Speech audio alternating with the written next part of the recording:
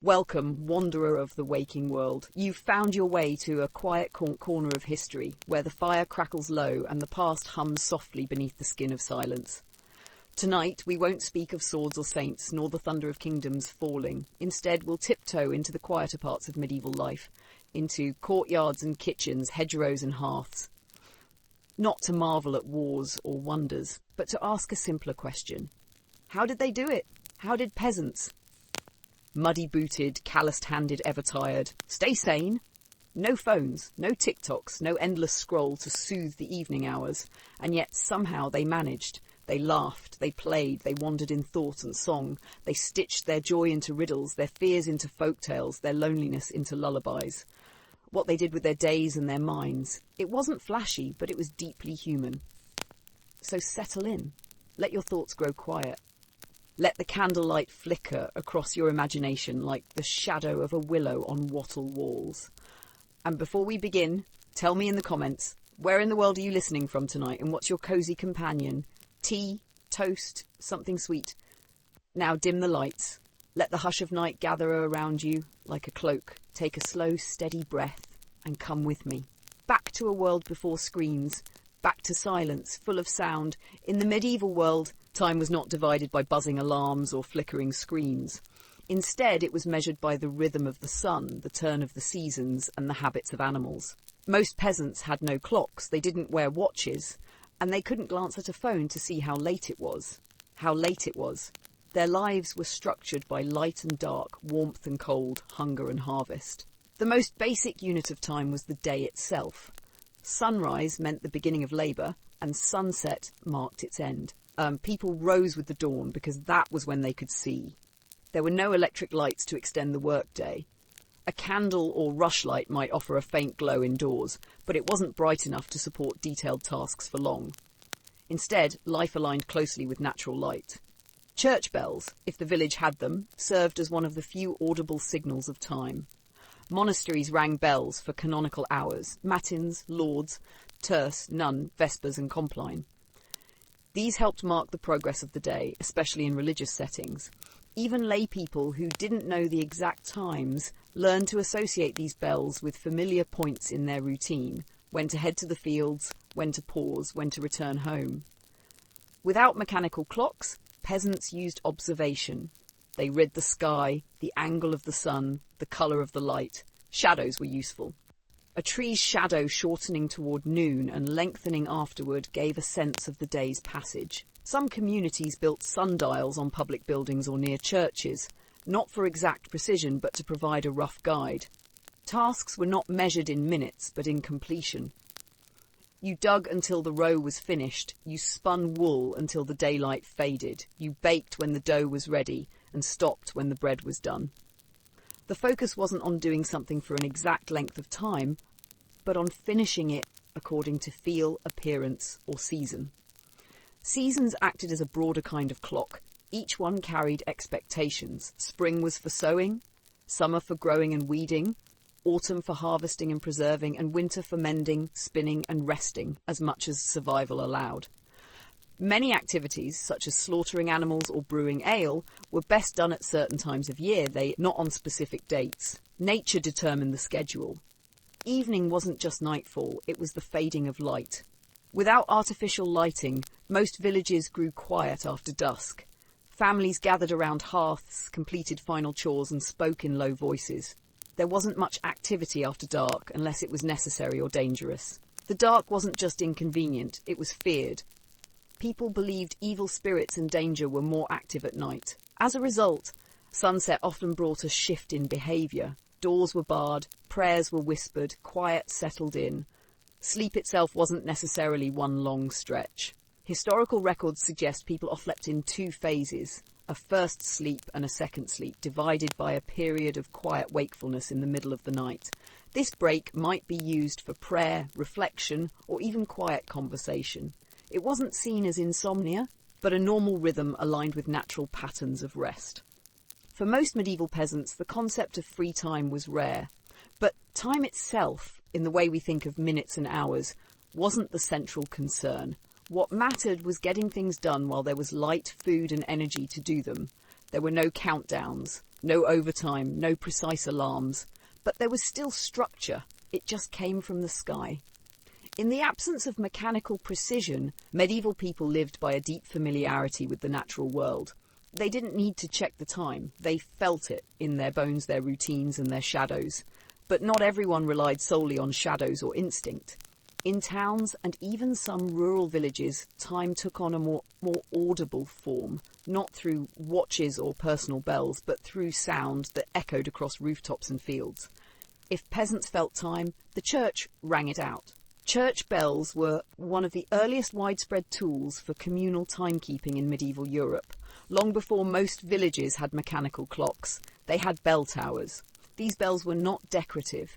They served a purpose that was spiritual, social, and deeply practical. For many, they were the loudest and most reliable signal that a part of the day had changed.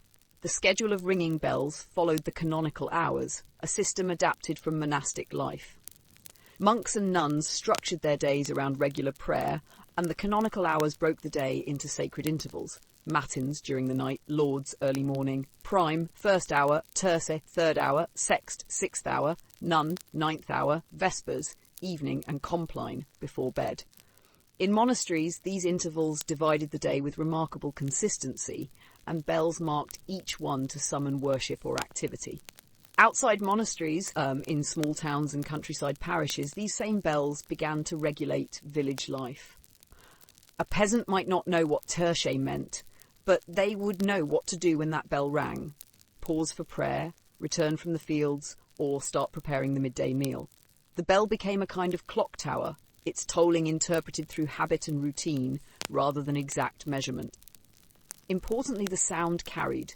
Even if a villager lived on the outskirts of a settlement, they could often still hear the bells on a quiet morning.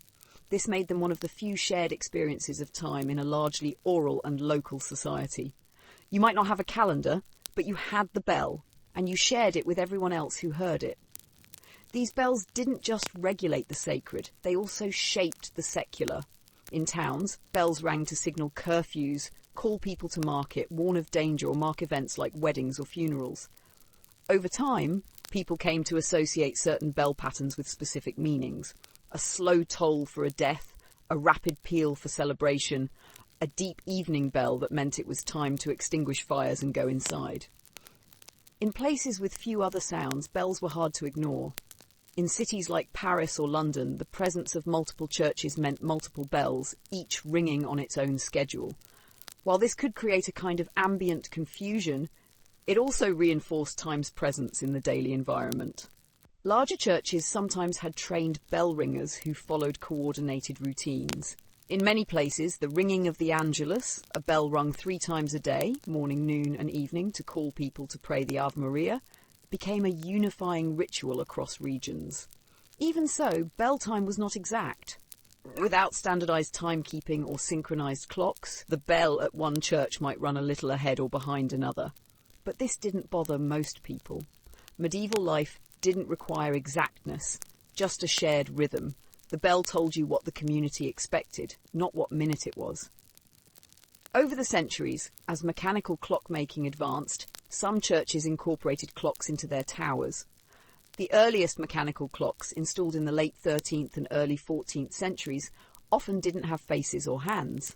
They struck the hours audibly with bells. This continued the tradition of hearing time, not seeing it. Clocks made the bell more regular, more dependable, but the sound still mattered most. To a medieval listener, time came from above, from the sky, the sun, and the tower. The bell's toll was a reminder of duty, devotion, and day's passage. It called people together and sent them apart again. It didn't matter if you could count the seconds between rings. What mattered was that it rang.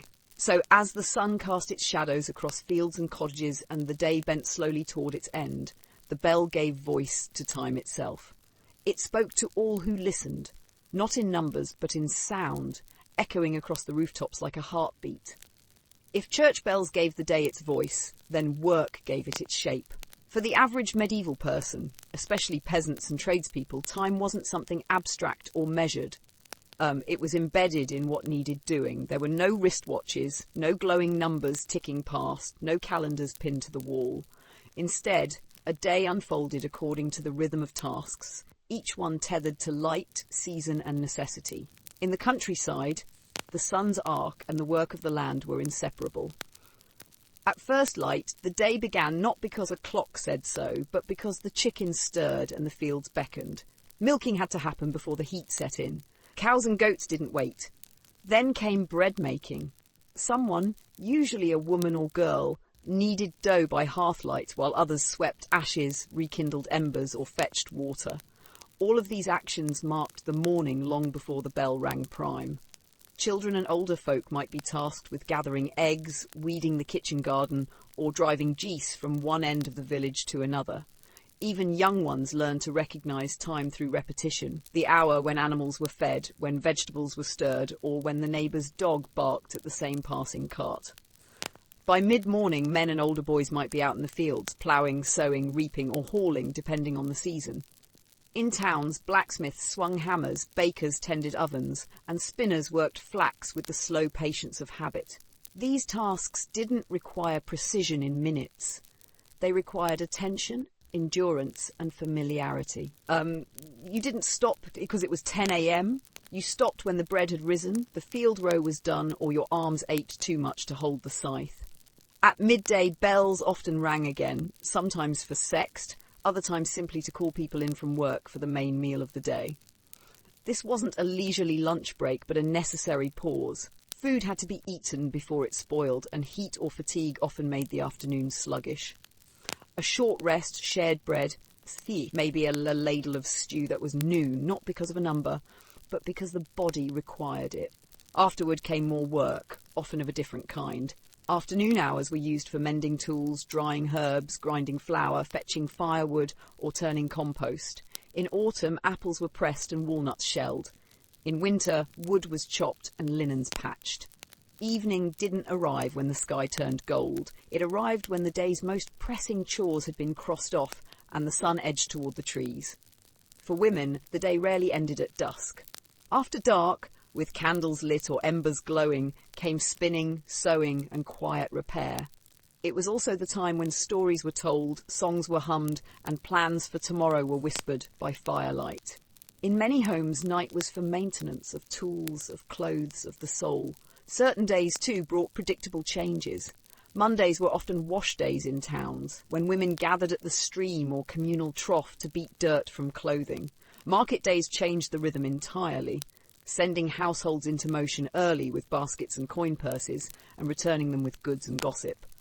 Sundays, structured by the church, offered a rest of sorts, but it was a rest filled with sermon, processions, and obligation. Even illness, weather, or the unexpected were folded into this organic timekeeping. A fever meant the entire house shifted its pattern. Rain might delay work in the field, but accelerate indoor tasks.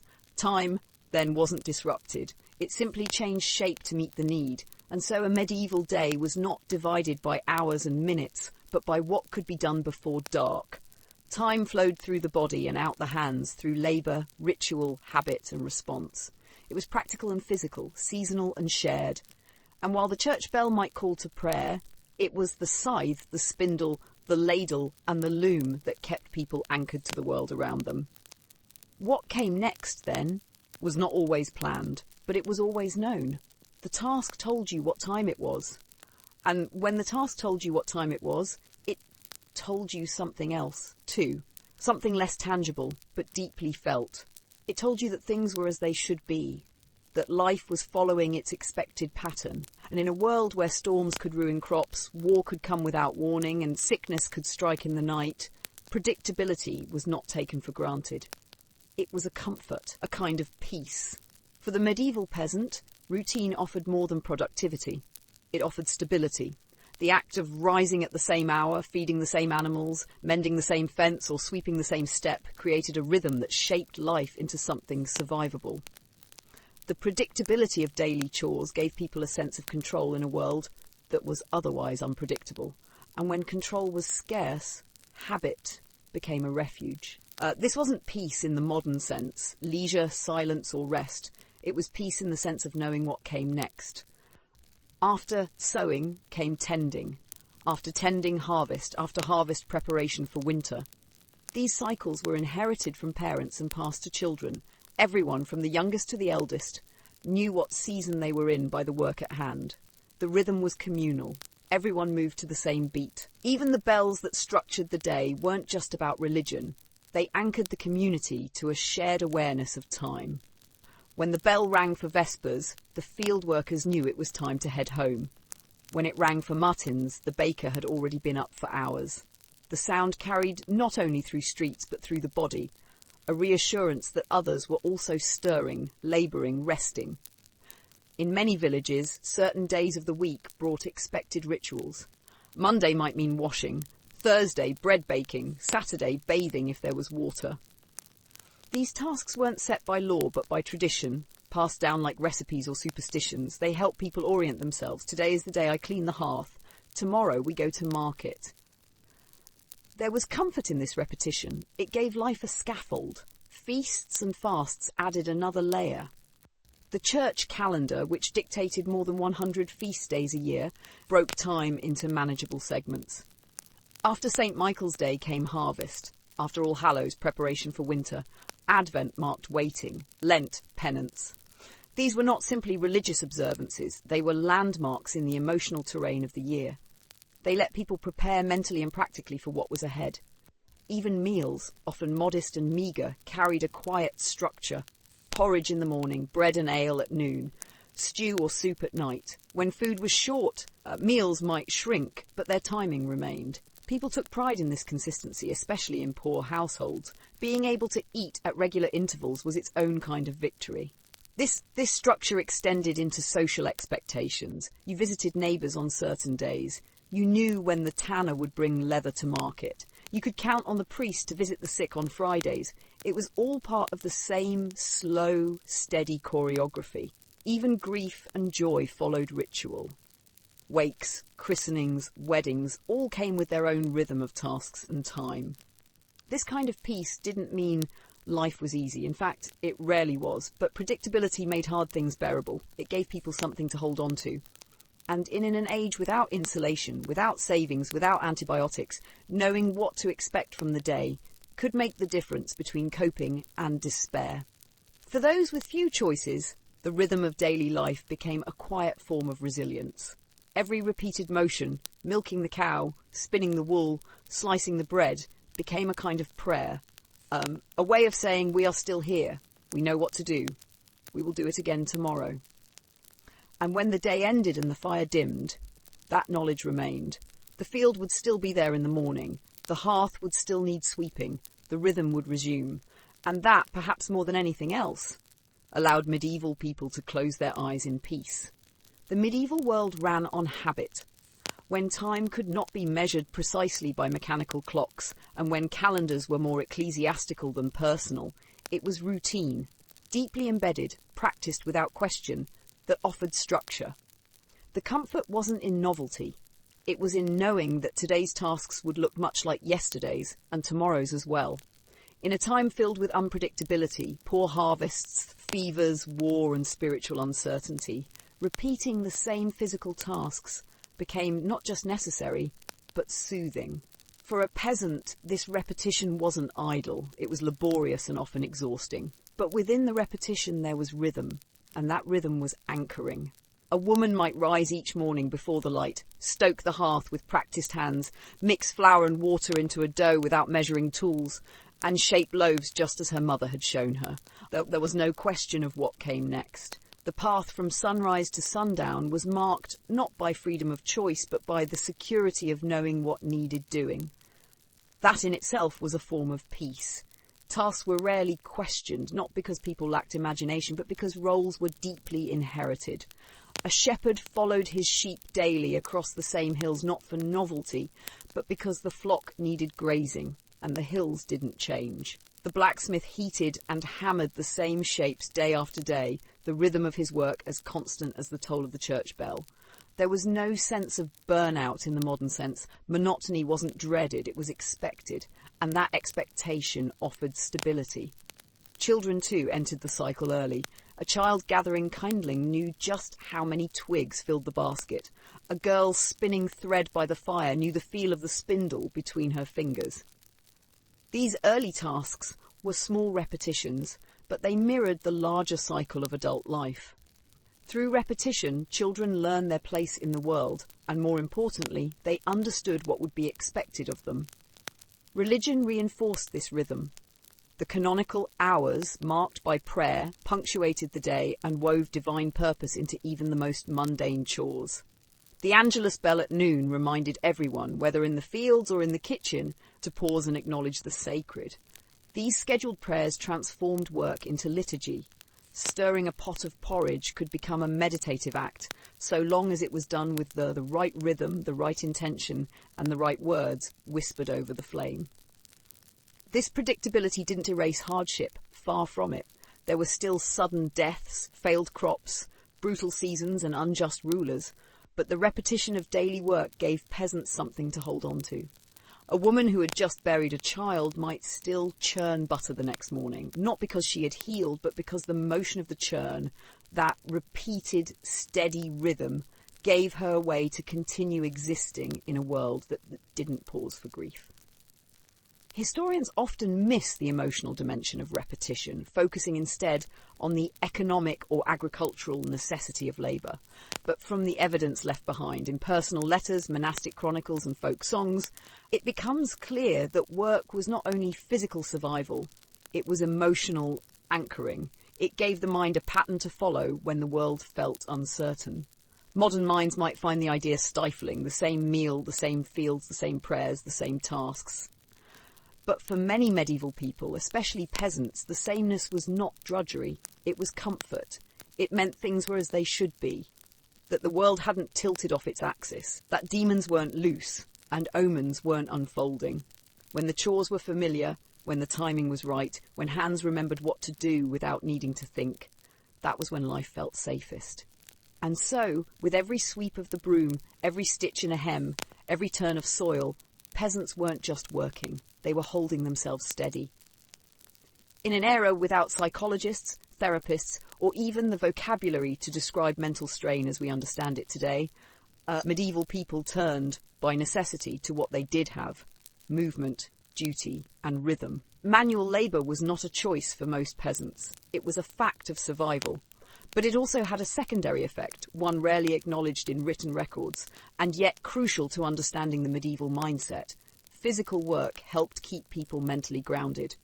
The body in motion has long been tied to psychological well-being, even if medieval people wouldn't have named it as such. A man hoeing rows in a field wasn't thinking in terms of serotonin levels or dopamine release, but he knew something instinctively. That stillness, especially in times of grief or fear, could be dangerous. It gave the mind too much room to wander. And wandering minds, especially in a superstitious age, were vulnerable to darkness. Guilt, fear, sorrow, or intrusive thoughts were often understood in spiritual terms, sometimes as temptations from the devil or as punishment for sin. But the response was often the same: get up, keep busy, return to the work. Communal tasks, in particular, played a protective role. A woman at the washtub wasn't alone with her thoughts. She was surrounded by others, scrubbing, rinsing, gossiping, and praying aloud. A man repairing a roof worked alongside brothers or sons. Group labour didn't just lighten the load, it kept the mind tethered to the present. The chatter, the repetition, the shared rhythms all acted as insulation against despair. There were few options for those who struggled deeply. Monasteries occasionally took in the melancholic or overwhelmed, framing their illness as a spiritual trial. But in villages, the most practical form of support came not through intervention, but through integration. A struggling person was still expected to rise, feed the animals, mend the nets, bake the bread. It was not cruelty, it was continuity. The assumption was that the work itself over time would ease the unrest, and often it did. The hands, after all, could do what the heart could not. A mother mourning a lost infant might not be able to speak of her grief, but she could still knead dough, turn soil, or card wool. These tasks didn't erase the loss, but they gave her a role to step into, a way to exist without needing to explain herself.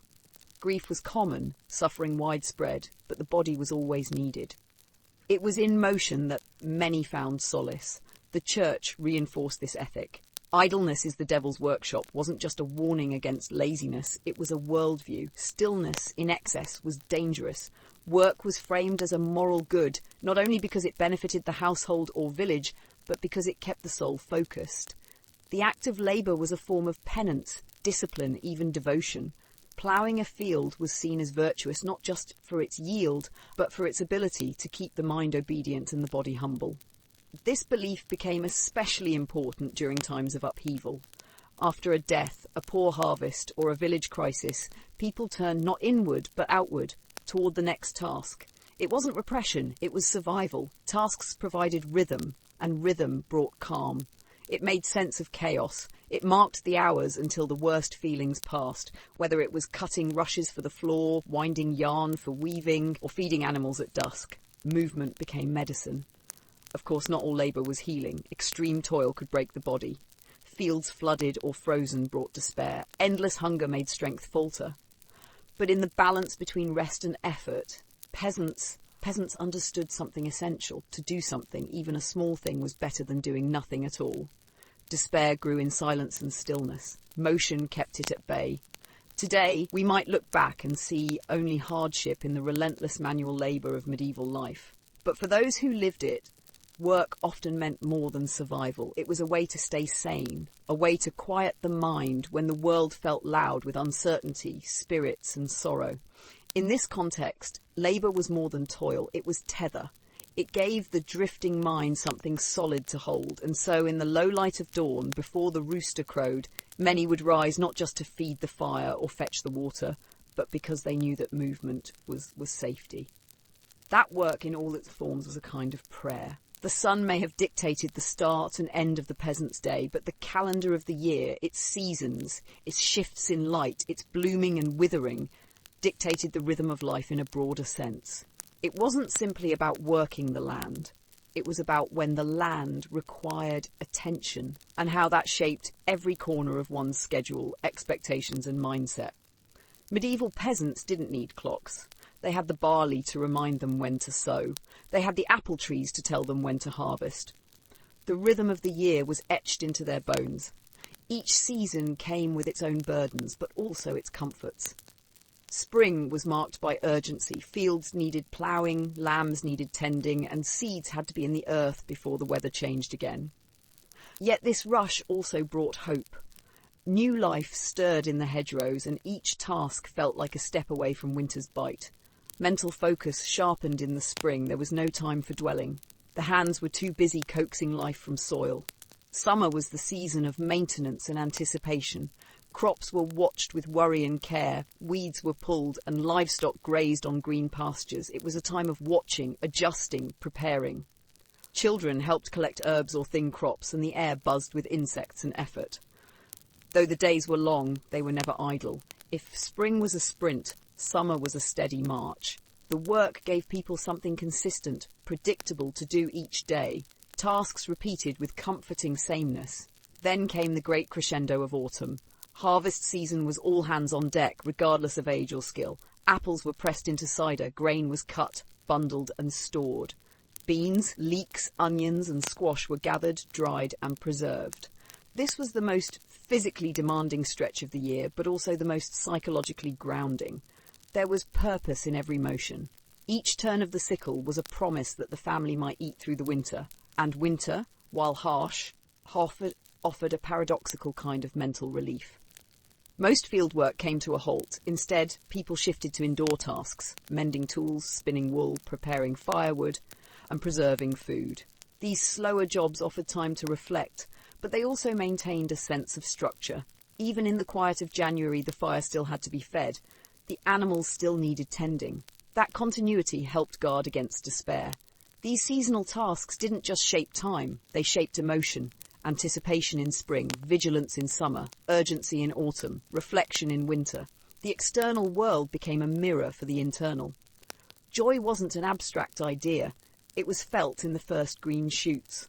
Anxiety wasn't something named aloud. It was expressed in the nervous checking of storm clouds during harvest. The mind lived where the hands worked, and then there were the feast days and holy days, layered atop this agricultural rhythm like sacred punctuation. The church calendar marked times for fasting, feasting and pausing, often aligning with seasonal changes. Candlemas, Michaelmas, Martinmas, each brought a shift not just in religious observance but in the labour that surrounded it. For many these were emotional anchors. They marked progress through the year. We'll rest after Martinmas, one might say. Or, let's finish this before Epiphany. The future became measurable. This cyclical structure meant that few tasks were ever done for their own sake. Every stitch, sweep and scrape was part of something larger, a web of expectations grounded in both season and necessity. That web in turn provided stability. It gave people a sense that they belonged not just to a household, but to time itself. And when the world felt unpredictable, when sickness spread or war threatened or crops failed, that seasonal rhythm became even more important. It reminded people that not everything had changed. The apple tree still bore fruit. The sheep still needed shearing. In a time when the supernatural was feared and fate felt fickle, the tasks of the season offered a kind of secular reassurance. So when we look back at the lives of peasants and see only toil, we miss the deeper truth. Yes, they worked hard, but that labour moved in a circle. It offered a place to stand when the world felt uncertain, and in that circle, through snow and mud, blossom and drought, they found not just survival, but sanity. While the medieval year was marked by cycles of hard labour, it was not an unbroken stretch of toil. In fact, the calendar held numerous sanctioned interruptions, rest days, feast days and holy observances that offered genuine respite. These pauses in the work rhythm were more than spiritual obligations. They were essential to mental and physical recovery. In a world that rarely allowed for personal leisure, these collective breaks served as a source of psychological stability and community cohesion. Some of these days were tied directly to the agricultural calendar. After the grueling harvest, villagers might take a full day, sometimes even more, to rest and celebrate. This wasn't simply a reward, it was a reset. Even those without strong religious devotion understood the need to mark transitions. A feast day after harvest wasn't just a party, it was a signal that the frantic pace could finally slow. Holy days of obligation mandated by the church also acted as regular pauses. These included major Christian festivals like Easter and Christmas, but also lesser-known saints' days, Marian celebrations and some specific regional observances. Though the religious purpose of the day varied, the result was often the same: no ploughing, no harvesting, no spinning or mending. Villagers attended mass, shared communal meals, and engaged in light-hearted activities that allowed them to reconnect with each other and with themselves outside the framework of labour. It's estimated that in some regions, peasants may have had upwards of 80 to 100 rest days in a year, depending on local custom and church enforcement. These were not days off in the modern sense. Many still involved preparation of food, care for animals, and domestic chores, but the absence of heavy field work offered meaningful mental relief. Bodies could rest, minds could wander, conversations could stretch into the evening. For many, the predictability of these rest days served as a kind of milestone system throughout the year. In the same way that seasonal tasks provided structure, so too did the anticipation of communal rest. We'll rest at Pentecost, someone might say, after a long day of hoeing. The knowledge that a break was not only permitted but expected made labour more bearable. It gave people a reason to endure the hardest stretches of physical work, knowing that pause was coming. In smaller communities, local lords and monasteries sometimes declared their own feast days or market holidays, further contributing to this patchwork of rest. These were moments when music returned to the streets, when ale flowed freely, and when stories were shared around the hearth. They created shared memories and offered moments of lightness in an otherwise heavy routine. Even the telling of old tales or the singing of seasonal songs became a kind of release, a sanctioned space for imagination. These moments also helped reaffirm social bonds. In households and manors, the shared preparation for a holy day, followed by a shared experience of mass or meal, reinforced communal identity.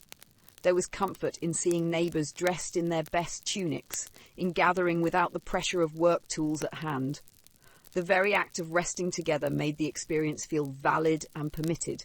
Rest wasn't laziness, It was part of the rhythm. The church played a central role in this system, but it was also a practical matter. Human beings cannot labour endlessly without damage to health, both physical and emotional. The medieval world may not have used modern language for burnout or stress, but they certainly understood fatigue. Rest days offered recovery without guilt, thanks to divine sanction.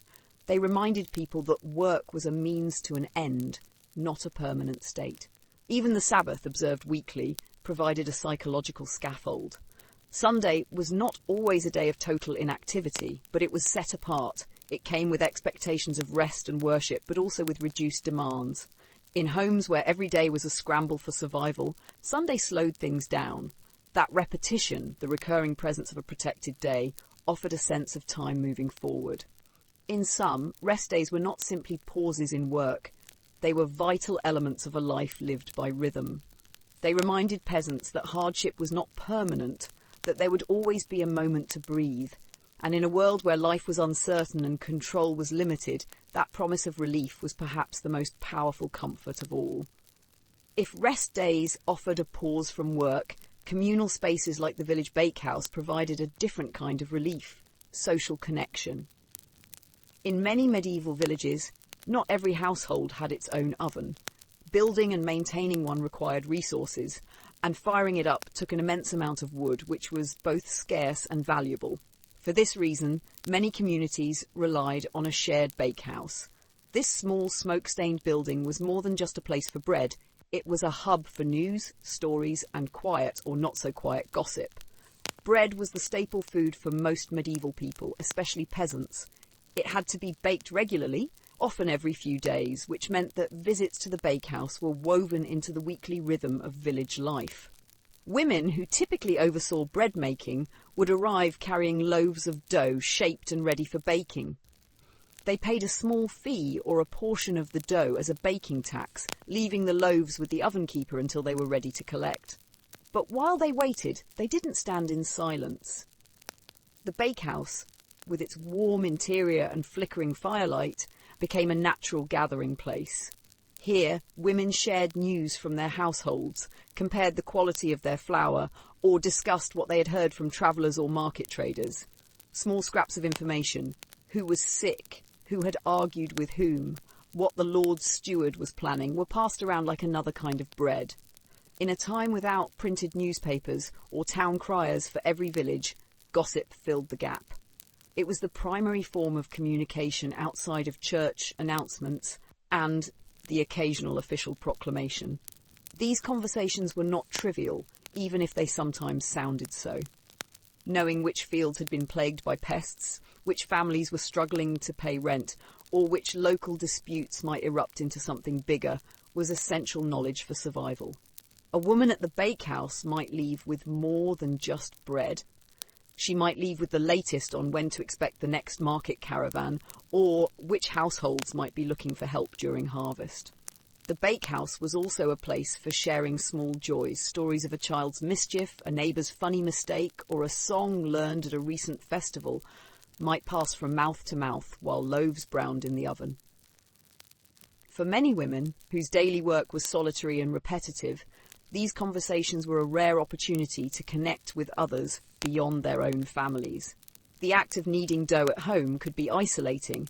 Waiting for it to bake among friends or acquaintances offered a moment of human warmth that complemented the physical warmth of the fire. Gossip, of course, could also be risky. Words spoken at the bakehouse sometimes travelled faster than intended. Rumours about personal behaviour, illicit romances, or minor disputes could gain weight as they passed from one person to another. In a world where reputation mattered greatly, such talk could have serious consequences. A woman accused of using bad flour or failing to pay her baking dues might face ridicule or even fines. And in rare but dangerous cases, gossip could escalate into accusations of heresy or witchcraft, especially during times of fear or hardship.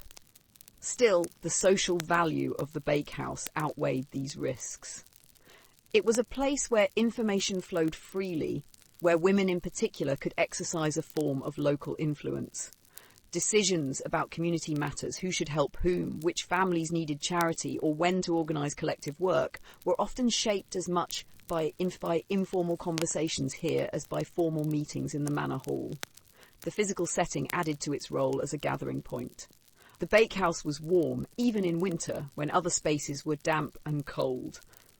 The scent of baking bread lingered in the air, a comforting reminder of sustenance and stability. Children often followed their mothers there, turning the visit into a small social event. Laughter, whispers, and the crackle of the oven blended into a scene that was as much about connection as it was about cooking. In a broader sense, the bakehouse represented the social heartbeat of the village. Just as fields, markets and churches shaped the economic and spiritual lives of peasants, the bakehouse shaped their social interactions. It was a place to exchange both goods and words, and in doing so, it helped build the fabric of trust and shared knowledge that a small community depended on. The simple act of bringing dough to the oven, waiting together, and returning home with warm loaves provided more than food. It offered a sense of belonging. And for people who lived hard, isolated lives, that belonging mattered as much as the bread itself. Just as the bakehouse served as a hub for shared information during the day, the hearth took on that role at night. For most peasant families, the hearth was the literal and symbolic centre of the home. It provided heat, light, and a place to cook. But just as importantly, it provided a place to gather. After the final meal had been eaten, the animals seen to, and the day's tools cleaned and put away, the family often sat together by the fire. It was in these hours between work and sleep that another kind of communal experience took place: storytelling. In an age without books in most households and no access to literacy for the majority of peasants, oral storytelling was the dominant form of both entertainment and information. Children learned family histories, religious lessons, and moral tales not from written texts, but from the mouths of parents and grandparents. Elders played a particularly important role here. They were the memory keepers of the household, and their stories served not only to entertain, but to educate the next generation. These stories were often repetitive by design. Rhythmic phrasing, repetition, and predictable structures helped both the teller and the listener remember them. Folk tales passed down from generation to generation were filled with recognisable patterns: wise animals, foolish nobles, tricksters, saints, and devils. Many were shaped by Christian teachings but carried older pagan roots underneath, especially in isolated rural areas. These tales helped encode social norms, religious ideas, and survival strategies into memorable narratives. Unlike formal sermons or court proclamations, hearth stories were adaptable. They changed with each telling, reshaped by the teller's memory, mood, or message. Some emphasised caution: don't go into the woods, don't break the Sabbath, beware of strangers. Others were designed to inspire laughter or foster a sense of community pride. A clever peasant outwitting a tax collector, for example, was a recurring favourite. These stories offered a safe way to critique authority or explore fears couched in humour or fable. Children weren't the only audience. Adults, too, needed stories. A good tale helped fill the long, dark hours of winter evenings, or offered comfort after a hard day's work. It gave people something to mull over while falling asleep, or a bit of cheer to carry into the next morning. In a world where leisure time was limited, and entertainment options even more so, storytelling became one of the few shared pleasures available to all social classes. Storytelling also helped connect people to the world beyond their village. News from distant places often came to rural communities through travellers, peddlers, monks, soldiers, and was then reinterpreted and passed along through local stories. A strange event in a nearby town might become the basis for a ghost tale. A knight's exploits could evolve into legend. In this way, the hearth served as a kind of informal publishing house, preserving and transforming both local and foreign information for a small, intimate audience. Importantly, the hearth provided the psychological setting for these stories. The fire offered warmth and flickering light, which extended the usable hours of the day, just enough to make evening conversation possible. People sat closer together than they might during the working day. Children lay at their parents' feet. Grandparents wrapped in cloaks leaned in to speak, voices low and deliberate. The physical closeness created by the fire translated into emotional closeness, reinforcing bonds and trust within the household. This practice was so common that it shaped the design of the medieval home. In one-room cottages, the hearth dominated the central space. In larger homes, the main hall still placed the fire at its core. Even in religious settings, firelight and storytelling overlapped. Monastic readings during meals, for example, continued the oral tradition of combining nourishment with narrative. In sum, storytelling was not a luxury. It was a survival tool. It helped transfer knowledge, provided structure, soothed fears, and gave people the sense that they were part of a larger world, both real and imagined. The hearth made this possible. Without it, and without the stories that flickered into being beside it, life would have felt not only darker, but lonelier. As the embers dimmed and children nodded off, the stories would wind down. Sometimes they ended with a moral, sometimes with laughter, and sometimes with silence. But always they returned the family to something essential, the act of gathering, remembering, and imagining together. While the word therapy is modern, the function the village alehouse served in medieval life carried striking similarities to informal group counselling. It was a space where people could unwind, speak freely, and momentarily escape the pressures of home, land, and labour. Alehouses were not pubs in the modern commercial sense. In many cases, they were simply private homes where someone, usually a woman known as an alewife, brewed and sold ale by the bucket or jug. These alewives were required to hang a sign, often a branch or broom, outside the door when a fresh batch was ready. Patrons would trickle in, often bringing their own containers or drinking on the spot, seated on rough benches by a smoky fire or out in a small yard. Ale itself was a dietary staple, not a luxury. It was consumed by nearly everyone, children included, due to its relative safety compared to untreated water. But while the beverage itself was common, the social function of the alehouse made it distinct. It was one of the few places where men, and occasionally women, could gather informally without a lord or priest dictating behaviour. There were no sermons, no tally sticks, no labour to perform, just conversation, gossip and community. These settings allowed for the kind of open talk that didn't always happen elsewhere. Complaints about a bad harvest, taxes or a stern reeve could be aired more freely here.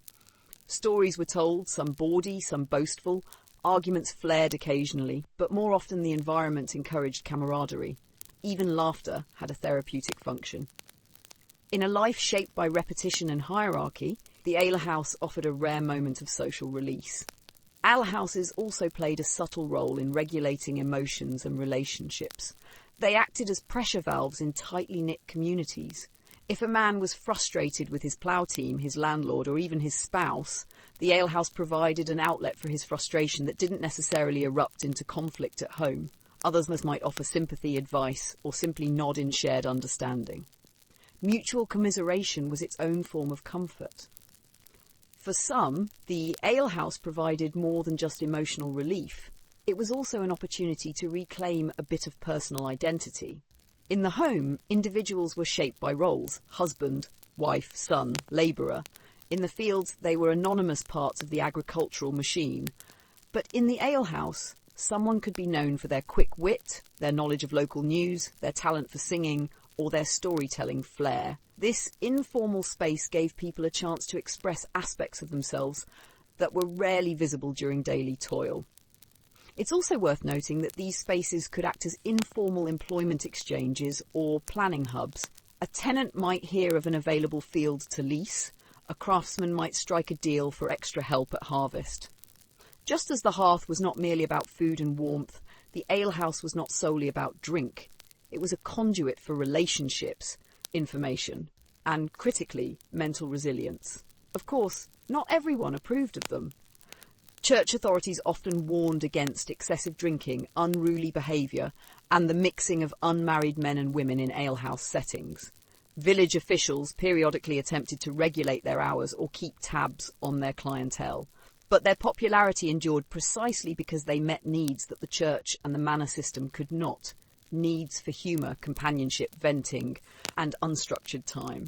Importantly, alehouses weren't wholly male spaces. While men dominated numerically, women, especially alewives themselves, were central to their operation. Some widows supported entire households through brewing and hosting. And on holy days or festivals, women might gather in groups to drink and talk as well. Although gender norms constrained public behaviour, the alehouse could stretch those boundaries, if only for an evening.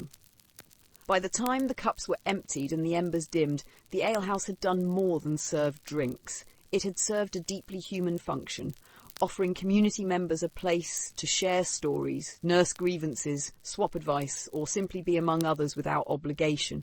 And in doing so, it helped hold the emotional fabric of the medieval village together, one mug at a time.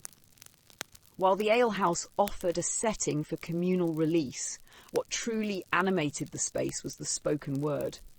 Conversation wasn't idle chatter, it was one of the few freely wielded tools peasants had for asserting identity, cleverness, and even subtle resistance.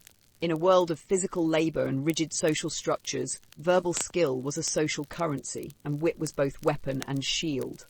Roasting or friendly mockery was an accepted and even expected part of group dynamics. These weren't malicious insults, though they could get sharp. Rather, they were verbal games, riddles, boasts, taunts and teases that gave people a chance to show mental agility. In the right crowd, a clever comeback could earn respect more quickly than coin.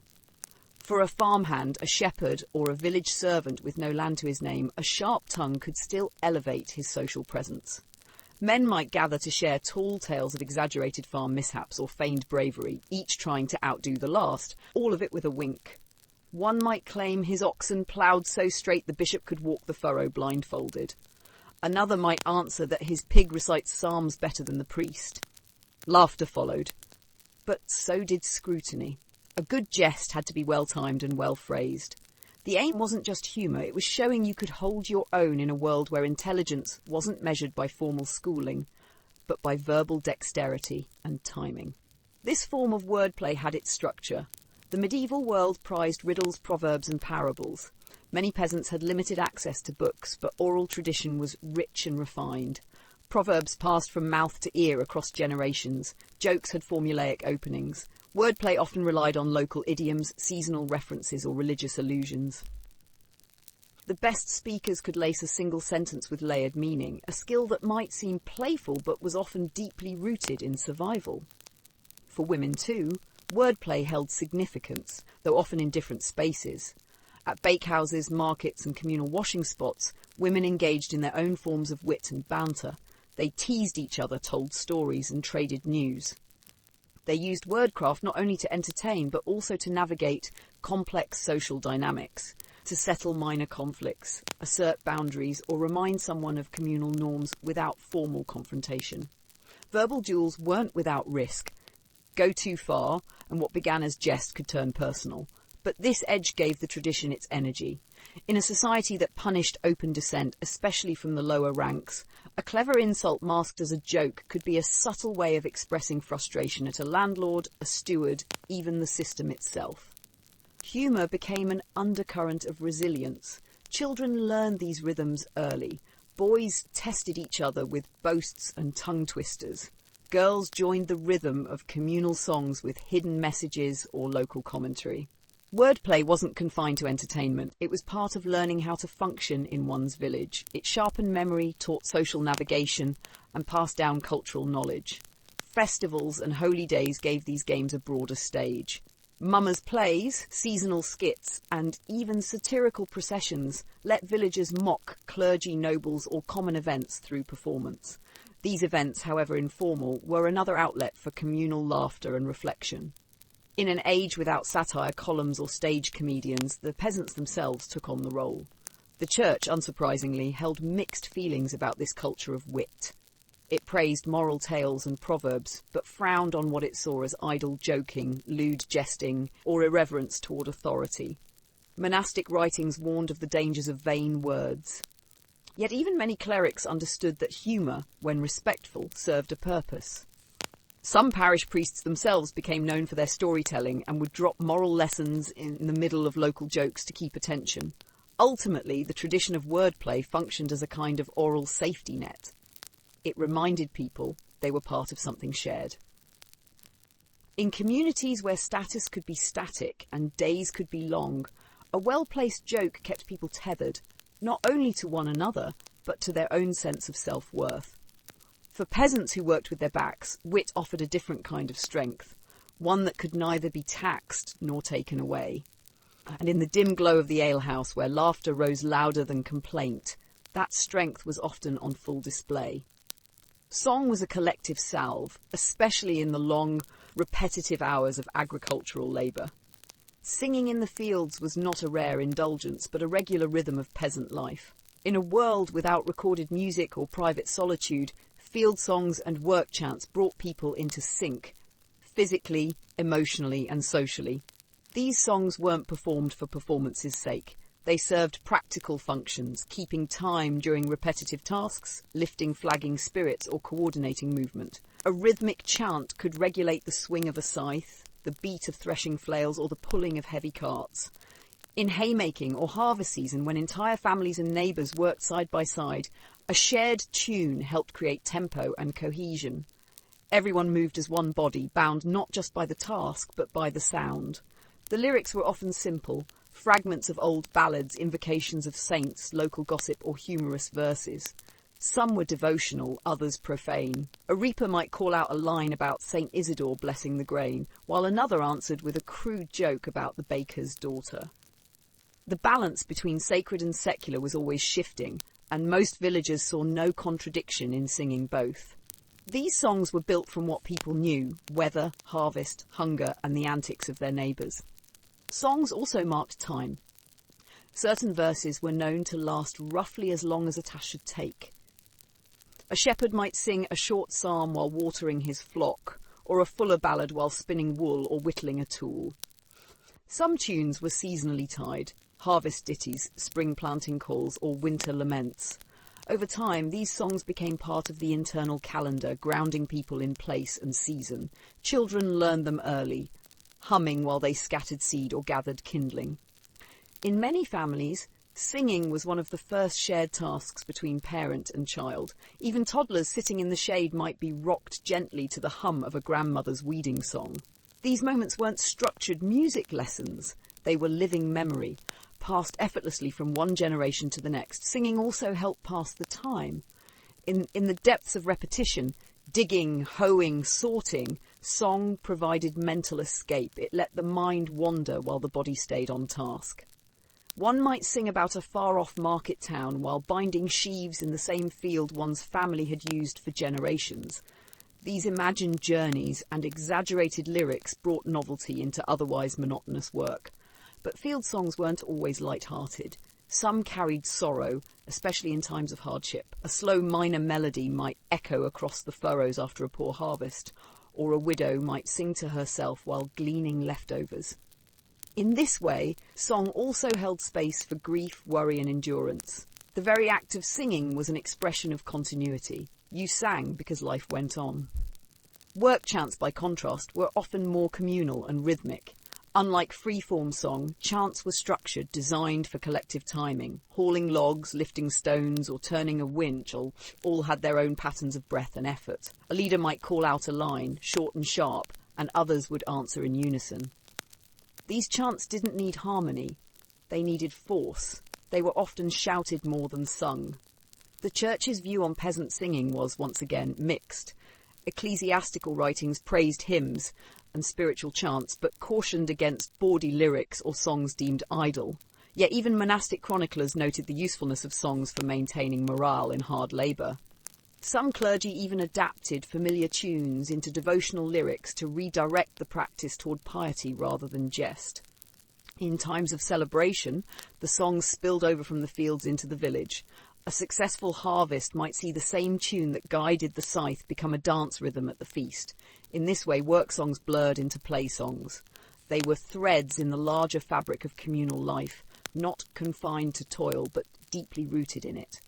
Ultimately, field songs and work chants served as anchors.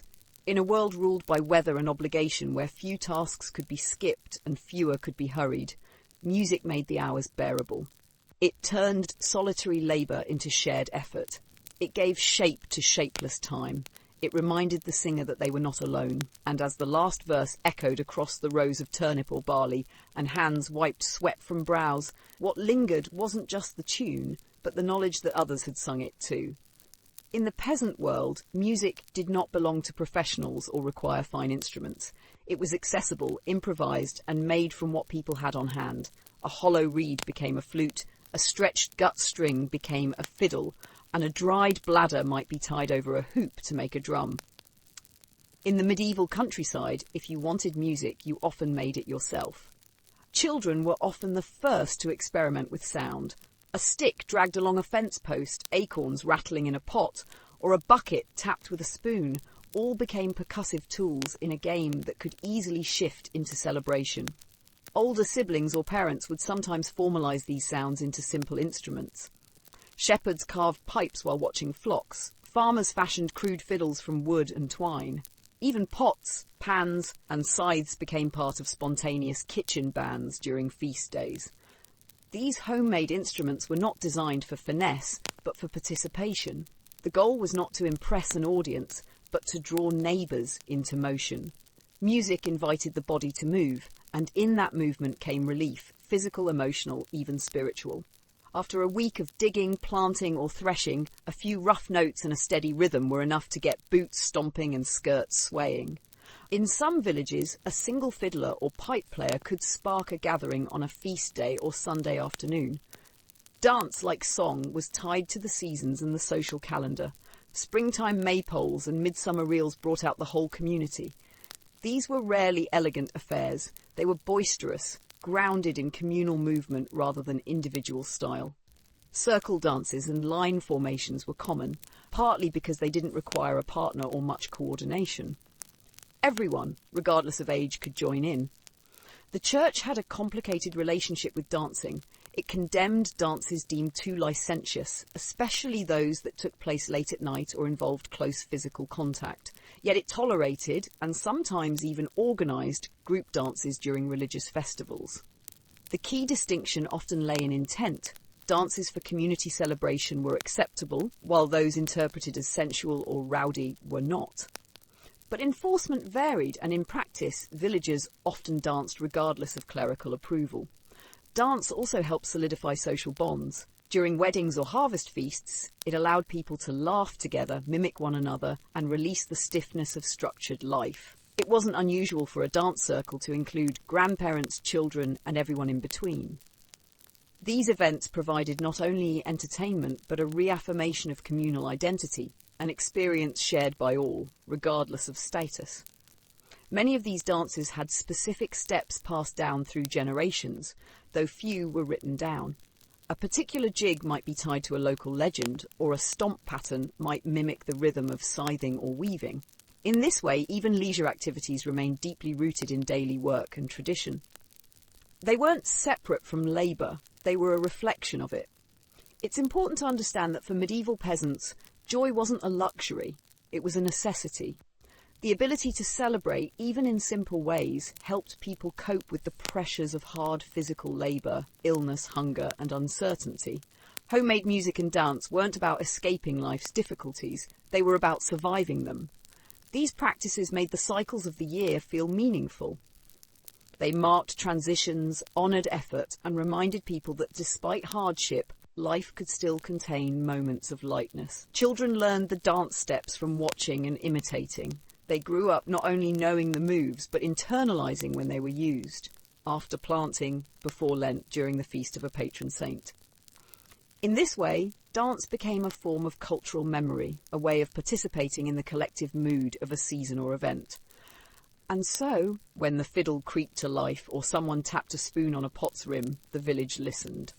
Not just with ears, but with legs, arms, and laughter. These rough rhythms echoed in the dust of the lanes and the boards of the alehouse floor. They spoke not of polished performance, but of shared release, a way to remember that beyond toil, people could still sway, stomp, clap, and grin. In the spaces between planting and harvest, hunger and fullness, dark and daylight, peasants danced, because in motion they found something like joy, and in that joy, however brief, they found sanity.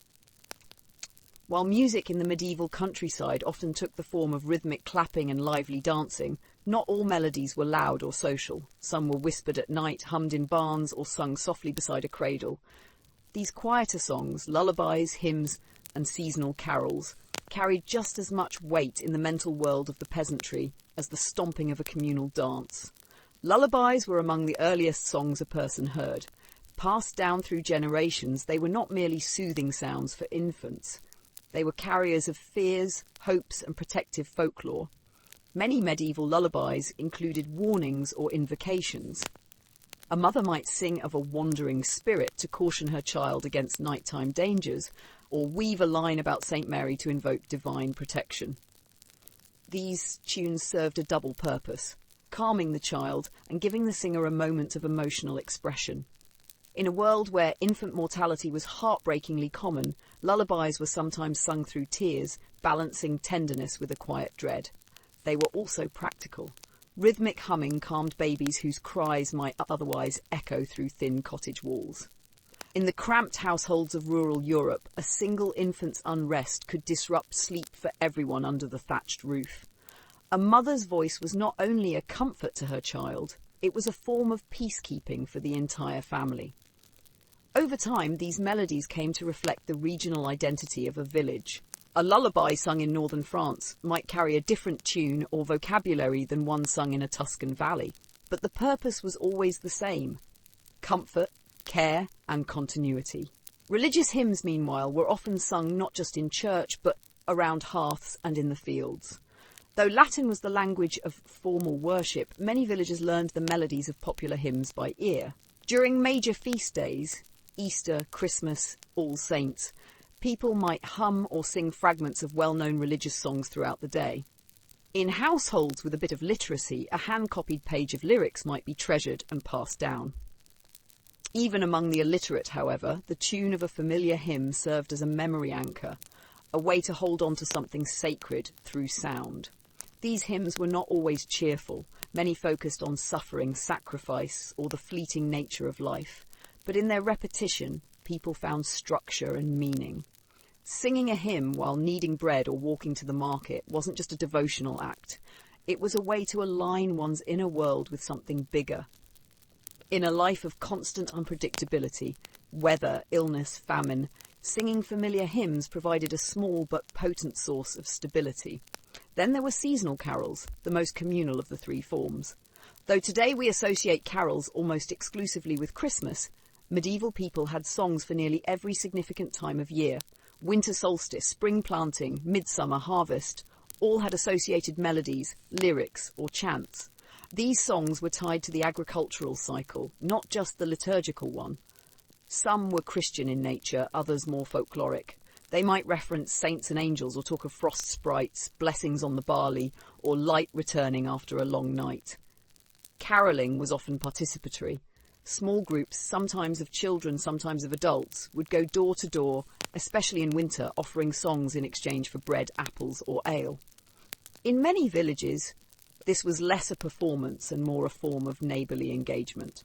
The carolers sang to remind others that they were part of the same turning year, subject to the same hardships and deserving of the same blessings. It was a tradition of inclusion, of gathering, not isolating. Carols also worked as memory tools. Without printed calendars or mass communication, people used songs to mark the progress of the year. A verse about blooming branches told you spring had arrived. A refrain about dark skies and firewood reminded you to prepare for the cold. These weren't just songs, they were seasonal signposts embedded in melody. Together, lullabies, hymns and carols served as quiet stabilizers in the lives of medieval peasants. They weren't just background music, they were part of the mental scaffolding that held a community together. Whether sung to a child, murmured during prayer, or chanted through the snow-covered lanes, these songs offered a way to make sense of a difficult world.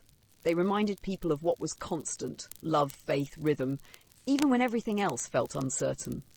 And unlike tools or garments, they left no physical trace. But their impact lingered in memory, passed from mouth to mouth, from cradle to grave, generation to generation. By the time the last carol faded or the lullaby gave way to sleep, medieval peasants had absorbed not just melody, but the power of sound as rhythm, routine, and reassurance.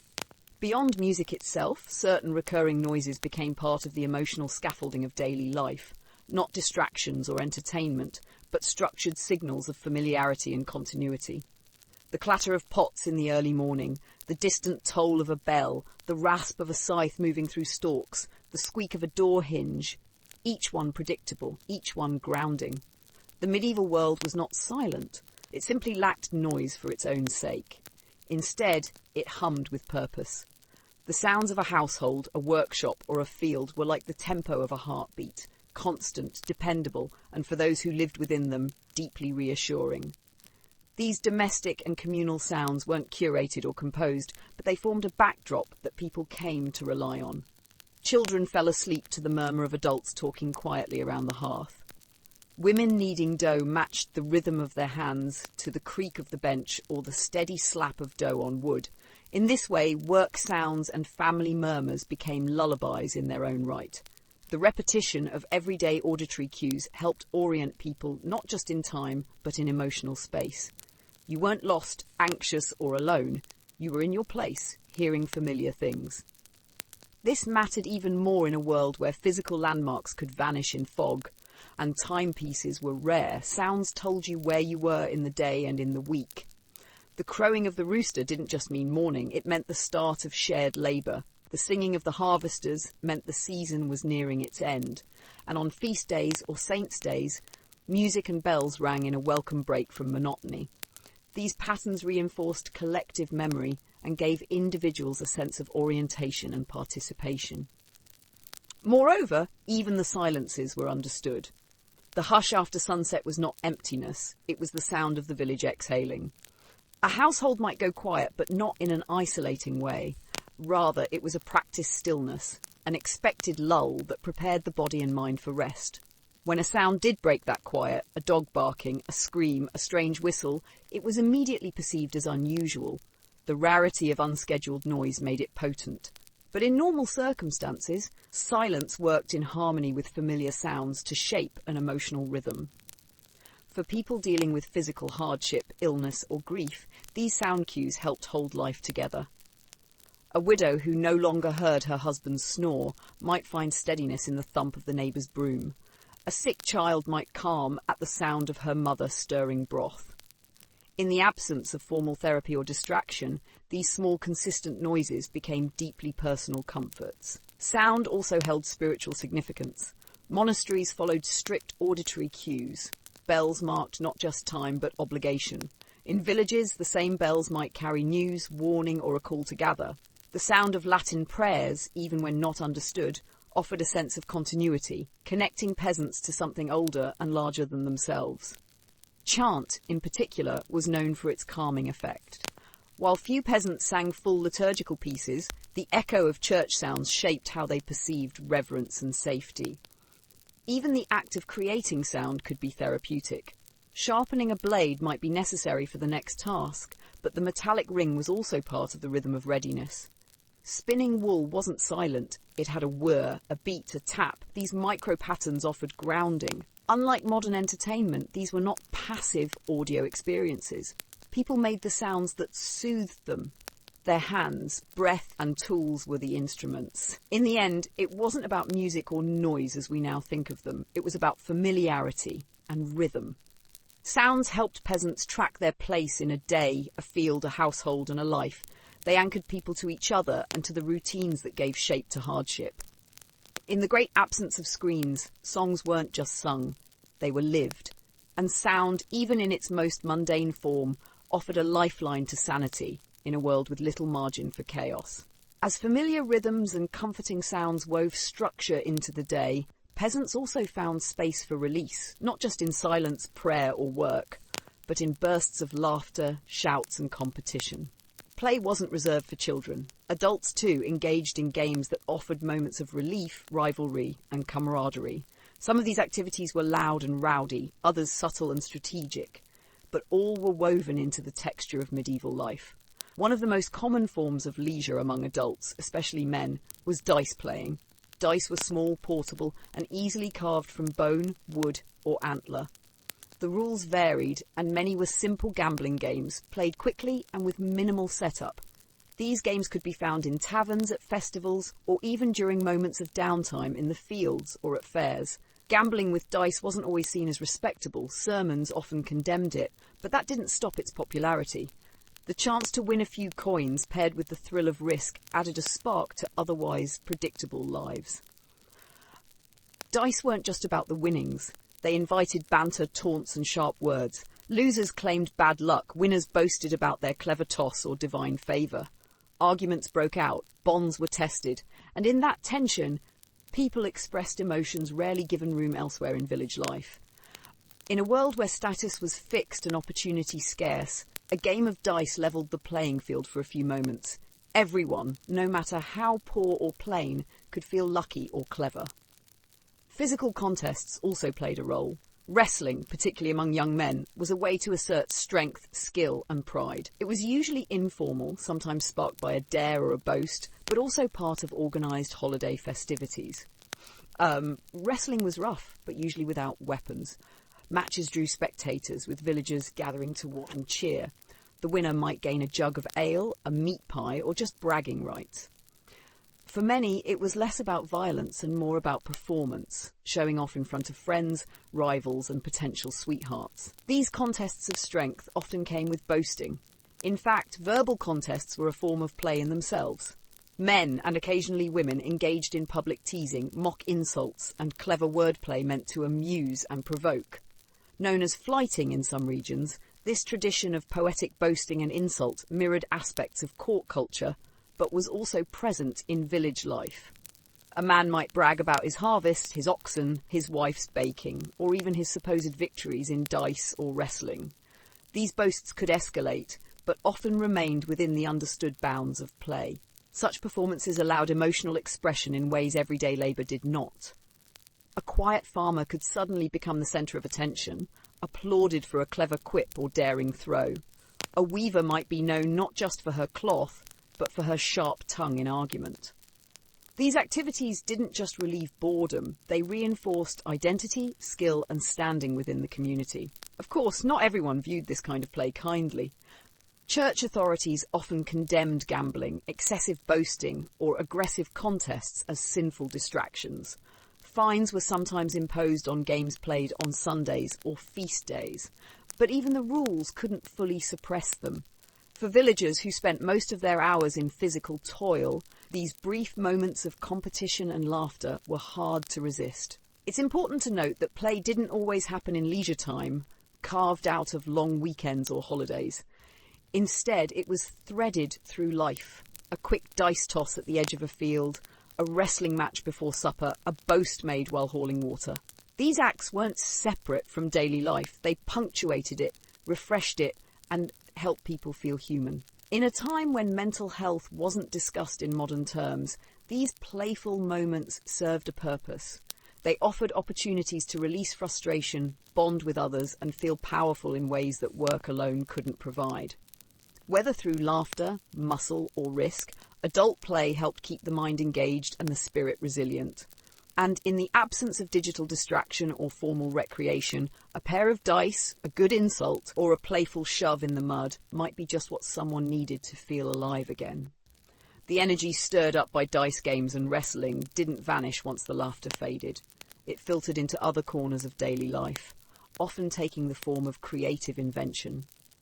In a medieval world where there were no stores full of toys, no shelves of board games, and no devices to flick on for entertainment, amusement had to be conjured out of what was available.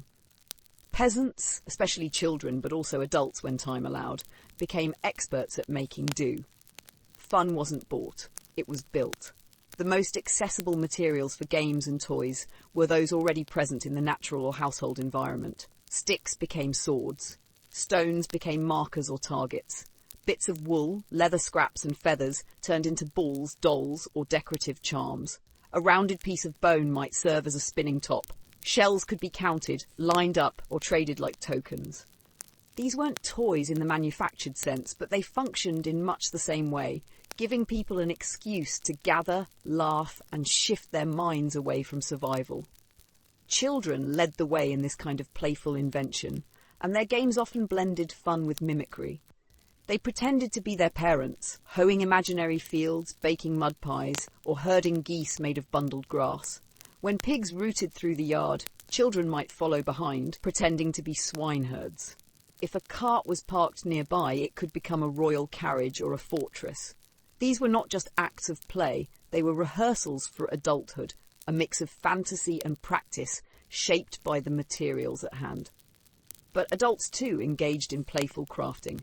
In winter, when long evenings stretched ahead and hands were less occupied, someone might whittle a small animal figure or shape a puzzle out of wood. Some carved miniature cows or sheep for their children. Others braided straw into rings, figurines, or woven balls. These efforts weren't always seen as idle.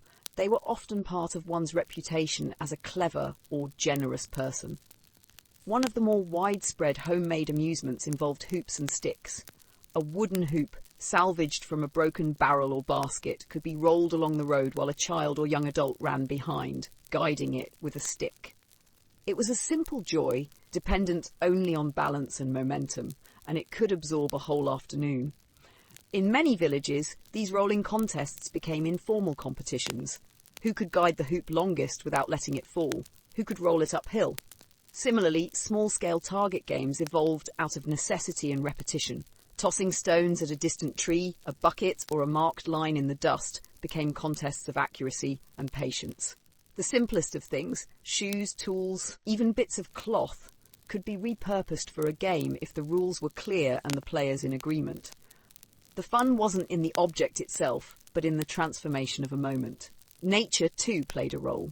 In spring, daisy chains and crowns of flowers filled the heads of little ones.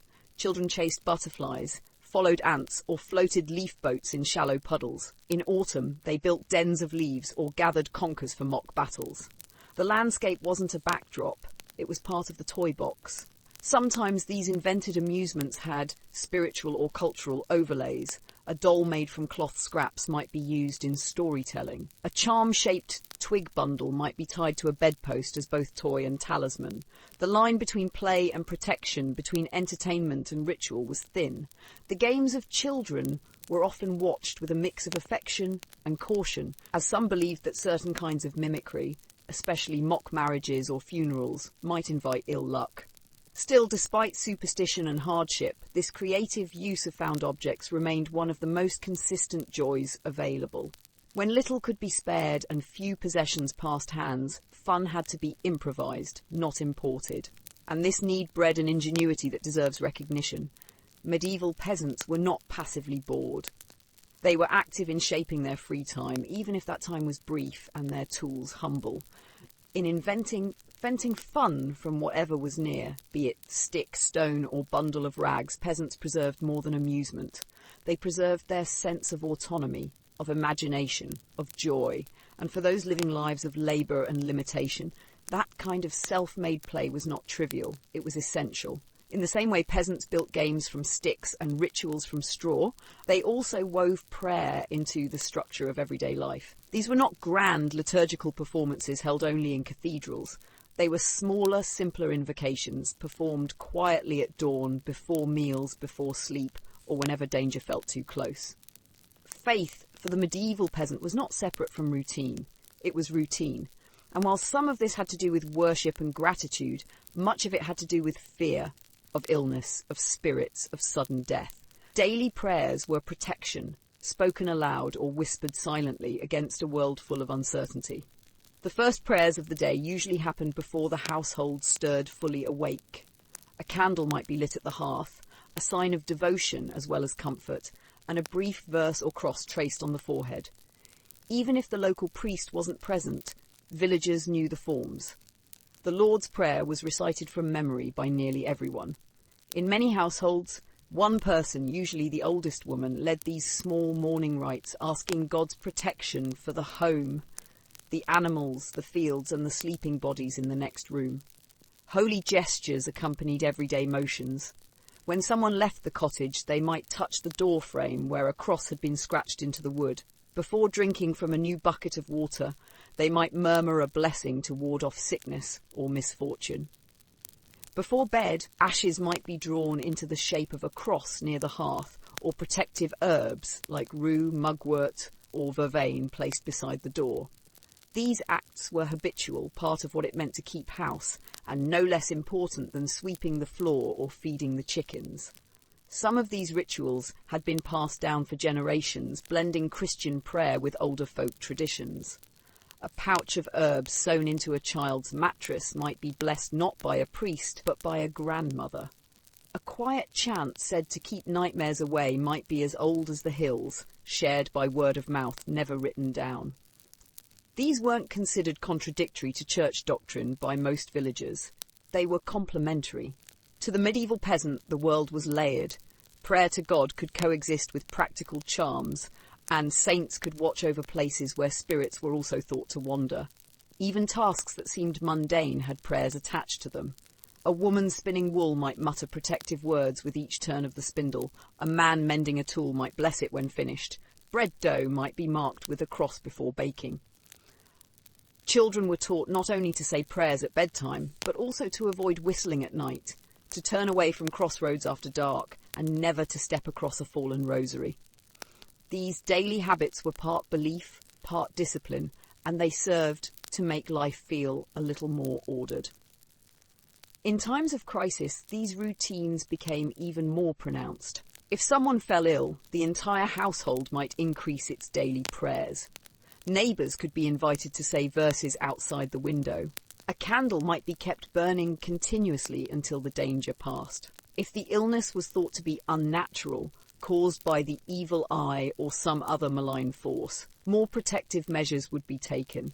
A piece of bread placed under the pillow, or a charm nailed discreetly above the door. These weren't merely expressions of desperation, they were seen as necessary. To neglect prayer or fail to observe certain customs could be seen as inviting trouble. If a cow fell sick, it wasn't only a veterinary matter, it raised the question of whether someone had forgotten to bless the barn that week. If nightmares disturbed the children, it might mean a charm had slipped from the rafters. The maintenance of spiritual protection was as serious as the maintenance of a roof. By modern standards, these acts may appear superstitious or quaint, but in the medieval mindset they were tools of stability. When peasants lacked control over their harvests, their health and the fate of their loved ones, prayer offered structure. Protective routines, woven into the fabric of daily life, offered reassurance. A repeated blessing, a marked door frame, a whispered verse. These things weren't magical in the fantasy sense, but they had power. Not only to guard the body, but to calm the mind. And in a world so easily overturned by plague, fire or war, that kind of peace was as essential as bread. Just as daily prayer and protective habits provided a structure for comfort, superstition filled in the spaces where formal belief left questions unanswered. For the medieval peasant, the world was not governed by randomness. It was animated by meaning, often hidden, often dangerous, but never meaningless. From waking to sleeping, a person's day was navigated with attention to signs, omens, and old sayings. These weren't always rooted in church doctrine, and many were quietly tolerated or even practiced by clergy themselves. In rural communities, superstition was not fringe behaviour, it was part of the operating system. Many superstitions revolved around luck, both good and bad. If someone sneezed unexpectedly, those nearby were expected to offer a blessing, not just as a kindness, but as a shield against the soul slipping loose. If a bird flew into the house, it was considered a warning. If the left ear burned, it meant someone was speaking ill of you. If the right, they spoke well. A dropped piece of bread might signal a visitor. These beliefs didn't just amuse, they shaped decisions. If the signs were wrong, one might delay travel, postpone a chore, or sleep elsewhere for the night. Animals were thought to carry particular weight in the world of signs. A howling dog at night was widely believed to be an omen of death nearby. A cat crossing one's path, especially a black one, could signal misfortune. In some places, a rooster crowing at the wrong hour might prompt immediate prayers or even fasting. Peasants paid attention to the behaviour of livestock, not just for health reasons, but for spiritual ones. A restless cow, a goat refusing food, or a horse staring into the distance could be interpreted as signs of evil presence or unbalanced forces. Household customs were also shaped by superstition. Certain days of the week were better for particular activities. Washing clothes on a Friday was bad luck. Beginning a journey on a Thursday could invite delays or illness. Tuesdays were thought unlucky for weddings in some villages, while others held that babies born on a Wednesday would have second sight. These rhythms weren't always written down, but they were widely known and respected. They offered people a sense of control, however small, over the rhythms of a world that felt otherwise outside their command. Crossroads were deeply feared. These places, where paths met, were considered spiritually charged and often avoided at night. People believed that spirits, witches, or other forces gathered there. Executed criminals were sometimes buried at crossroads, not just as punishment, but as a way of confusing their spirits and preventing them from returning. Peasants might mutter a prayer or make the sign of the cross if they had to pass one after dusk. Birth, death and illness were all surrounded by thick layers of superstition. Pregnant women were advised not to look at the moon, lest it mark the unborn child. A nail placed under the pillow might prevent nightmares. Coins were placed in the hands of the dying, not just as a tradition, but as protection on the soul's journey. When someone passed away, mirrors might be covered and clocks stopped to prevent trapping the spirit in the house. These customs were practical, yes, but also deeply meaningful, stitched into the cultural fabric of the era. Even objects had reputations. A cracked mirror was to be discarded with care. A broken comb might be burned rather than thrown out. Knives were never handed directly from one person to another. Doing so risked cutting the friendship. Bread with holes in it was suspected of being baked on a cursed day. Peasants often avoided second-hand shoes or clothing from strangers, fearing residual misfortune. Such caution may seem excessive today, but it helped create a map of safe behaviour in an otherwise unpredictable world. These superstitions, like prayers and charms, functioned as systems of order. They offered rules where no other clear guidance existed. Whether or not they worked was beside the point. In a time when medicine was uncertain, weather was wild, and war or plague could strike at random, observing these customs brought a sense of structure. They filled the gap between faith and fear. For medieval peasants, superstition was not a deviation from logic. It was a different logic altogether. Rooted in generations of inherited experience, it ordered life, warned of danger, and reminded people that they were part of something larger, even if they didn't fully understand it. Superstition wasn't the opposite of sanity. For many, it was a way to stay sane. For the medieval peasant, life was overwhelmingly physical. Bodies were bent to work, hands calloused, time portioned out in chores. But holy days offered a different kind of relief, not simply in rest from labour, but in psychological distance from everyday burdens. These were moments when the calendar shifted, and with it, so did the mental framework of the village. In a time when routine dominated the weeks, holy days created markers of difference, occasions that stood apart and gave people permission to feel, act and think differently. The church was the central authority in determining these special days. Sundays were the most consistent, occurring every week and designated as a day of rest, worship and community. Attendance at Mass was expected, and while some labour still occurred out of necessity, especially for animals and crops, the pace of life visibly slowed. For peasants used to ceaseless toil, Sunday meant a brief chance to sit, listen, and be reminded that life had meaning beyond the plough. Beyond the weekly rhythm, the liturgical calendar mapped out a series of feast days, saints' days, and major religious holidays. Christmas, Easter, Candlemas, All Saints' Day, and others were not just theological milestones, they were breaks from routine. Each came with its own customs, symbols, and mood. Some were sombre, like Lent, a time of fasting and reflection. Others were joyful, like Pentecost or Epiphany, often celebrated with shared meals, local processions, and song. These days allowed for temporary reprieve from normal obligations. During particularly sacred times, the Church even declared peace weeks, when violence, feuds, and arrests were forbidden. Though not always strictly followed, the idea that holy days altered the rules of daily life created a psychological pause. The regular burdens, debts, disputes, labour, were momentarily set aside. People dressed differently, behaved differently, and expected the day to feel different.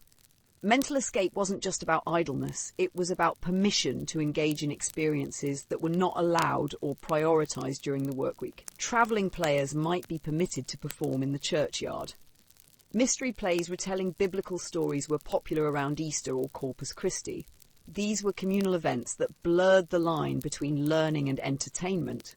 Spectacle and symbolism provided a way to process fear, morality or hope, all wrapped in the structure of faith. Feasting was another key part of holy days. Even poor villages pooled resources to share bread, broth or beer. Parish leaders sometimes organised ale sales or communal cooking events, with proceeds going toward church maintenance or charity.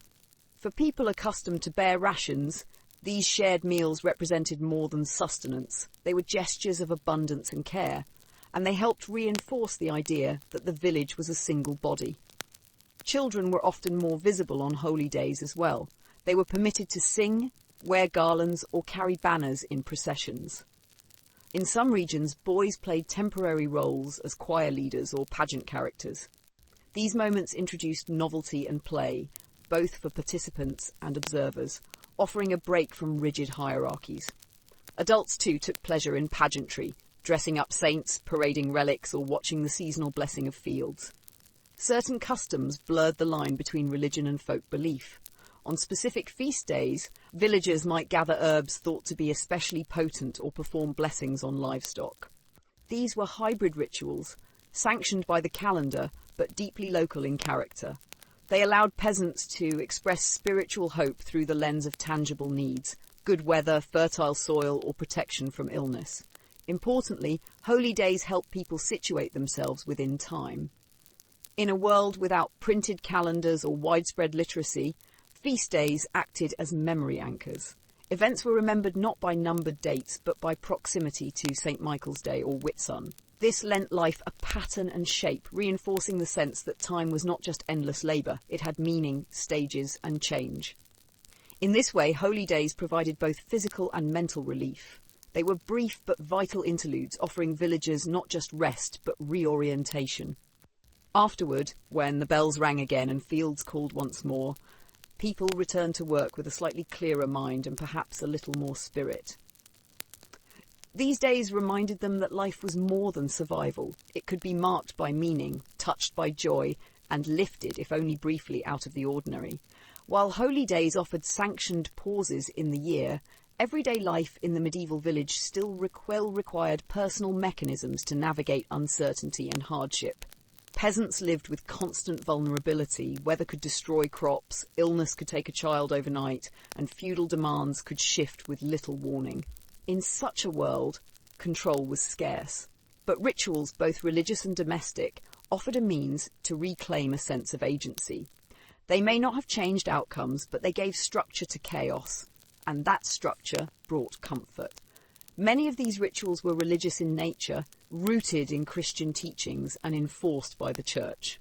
Morning prayers, evening blessings, crossing oneself before meals and invoking saints in moments of trouble were daily habits that reinforced a worldview where God was watching and order was possible. Saying a quiet Ave Maria before entering the fields or offering a quick sign of the cross before milking the cow weren't just habits. They were acts of alignment. They reminded people that they were not entirely powerless, that divine favour might be earned or at least requested through repeated gestures of faith. But alongside these formal acts were informal and deeply local customs. A sprig of rosemary hung in the doorway might keep bad luck out. Marking a newborn's cradle with chalk on 12th night could prevent evil spirits from sneaking in. Whispering a charm while tying off a sack of grain might ensure it didn't spoil. These actions were small, often private, and not necessarily sanctioned by the clergy, but they served a purpose. They provided peasants with tangible actions to take in situations where little else could be done. Women especially maintained these domestic rituals. They tied herbs into bundles, blessed them over hearth smoke, and tucked them into bedding, door frames or pouches. Midwives employed whispered prayers alongside practical remedies. Bread was marked with a cross before baking, not just as a sign of piety, but as a protective act. These repeated behaviours were taught from mother to daughter, shared across generations and adapted to the particular fears of the time.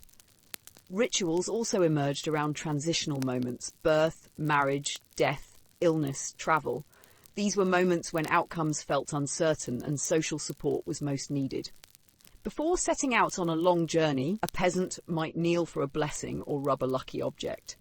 During illness, a sick person might wear a specific charm, drink an herbal infusion while praying, or ask a neighbour to light a candle at the local shrine.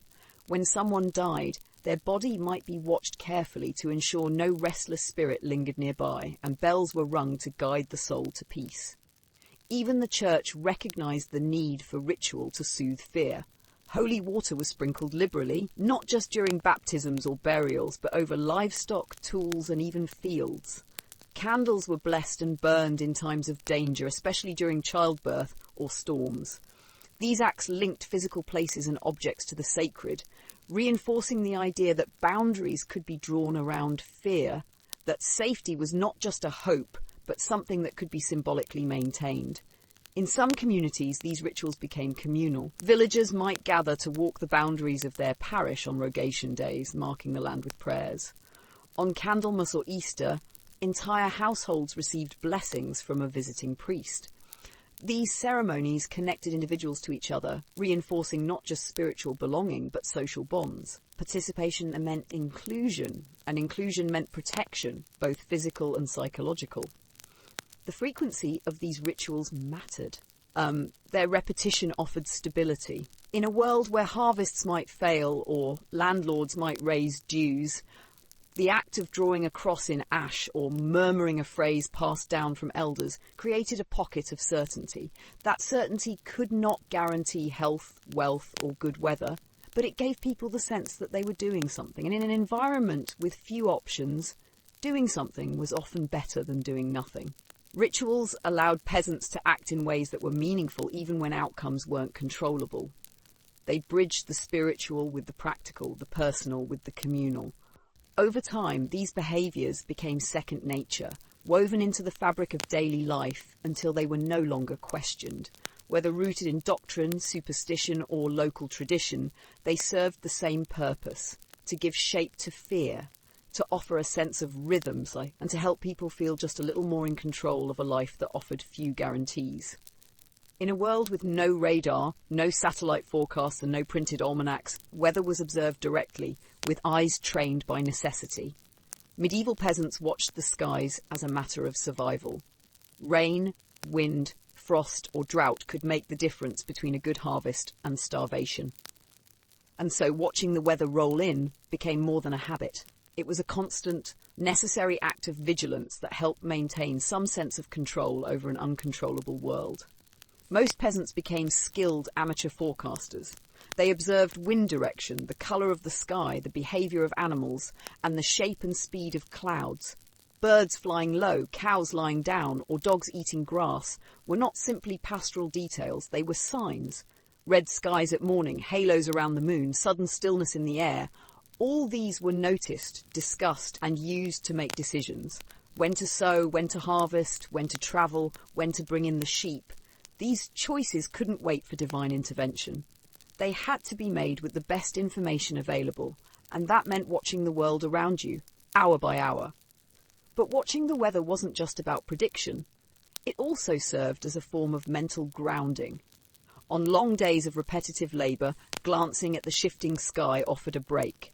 It gave people something to talk about, a shared experience that required no wealth, no education, only attention. A farmer could point at the clouds on the horizon and nod toward a neighbour, silently confirming that they both knew what might be coming.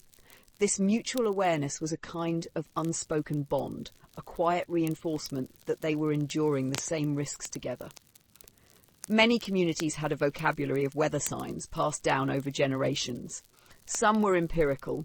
If crows fly in pairs, expect rain. Others were more superstitious. Rain on St. Swithin's Day means 40 days more. Whether or not these proverbs were reliable, they offered structure. They gave people something to hold on to, phrases to repeat, patterns to expect, comfort in what appeared to be the random turn of the heavens.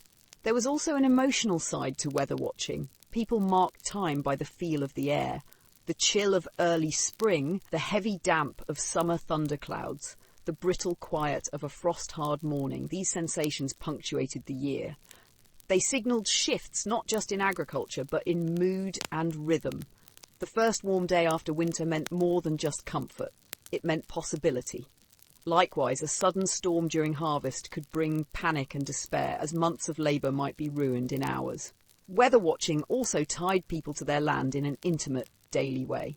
The curve of the hill, the angle of the wind, the spots that flooded first or dried last, these things were known not abstractly, but physically. A peasant didn't just know there would be a storm. They knew which way it would break, how long it might last, and whether their roof would hold. It was a living knowledge, tested each season and reshaped by experience. In moments of stress or fear, turning to the weather could be a small source of control. A storm couldn't be stopped, but it could be seen coming. A hot wind might ruin the barley, but it was something to watch and discuss rather than simply dread. This act of observation, even if it changed nothing, became a form of mental steadiness. It transformed uncertainty into something measurable, even if only in steps and seconds. Over time, certain members of the village became known for their ability to read the sky. These were not scientists, but elders, shepherds, or women who had spent decades noting the turns of wind and light. Their word might influence when the grain was brought in, or whether a trip to market was postponed. Their authority wasn't institutional, but earned through careful observation and proven instinct. In a broader sense, the habit of watching the weather kept medieval people connected to the natural world in a way that's difficult to replicate today. They couldn't ignore it, they couldn't escape it. Instead, they lived with it, responded to it, and in doing so formed routines and expectations that gave shape to their days. Even when storms brought destruction or drought threatened famine, the act of noticing and interpreting offered a sliver of agency. It gave people a way to engage with forces beyond their control. In that sense, just as with charms and rituals, watching the weather became another method by which peasants tried to make peace with unpredictability and stay sane in a world that offered few guarantees. If medieval peasants developed the habit of watching the weather to anticipate changes and protect their livelihoods, they also refined the art of reading nature's smaller signs, those found not just in the sky but on wings and legs. Clouds told part of the story, but birds, insects, and other tiny movements of life filled in the rest. Over generations, people turned these observations into shared lore, a kind of rural intelligence system built on memory, habit, and word of mouth. Clouds were among the most accessible indicators of weather, and thus of daily rhythm. Peasants didn't classify them as modern meteorologists do, but they recognised reliable patterns. High, thin clouds that streaked the sky could signal fair weather. Low, dark clouds thickening in the afternoon often meant rain before nightfall. The direction in which they travelled mattered too. A storm moving from the west was familiar and expected. One from the east might be unusual, unpredictable, and more dangerous. This cloud watching wasn't poetic. It was practical. A man preparing to cut hay wanted to know if he had 2 days of clear skies. A woman planning to render tallow needed dry air and warmth. Glancing up, reading the ceiling of the world, was a routine part of planning almost any outdoor activity. And when the sky didn't behave as expected, it became a topic of shared anxiety in the fields, market squares, and hearths. But while clouds were the grand indicators, birds offered the movement and behaviour patterns that many peasants trusted even more. Swallows flying low meant falling air pressure and rain to come.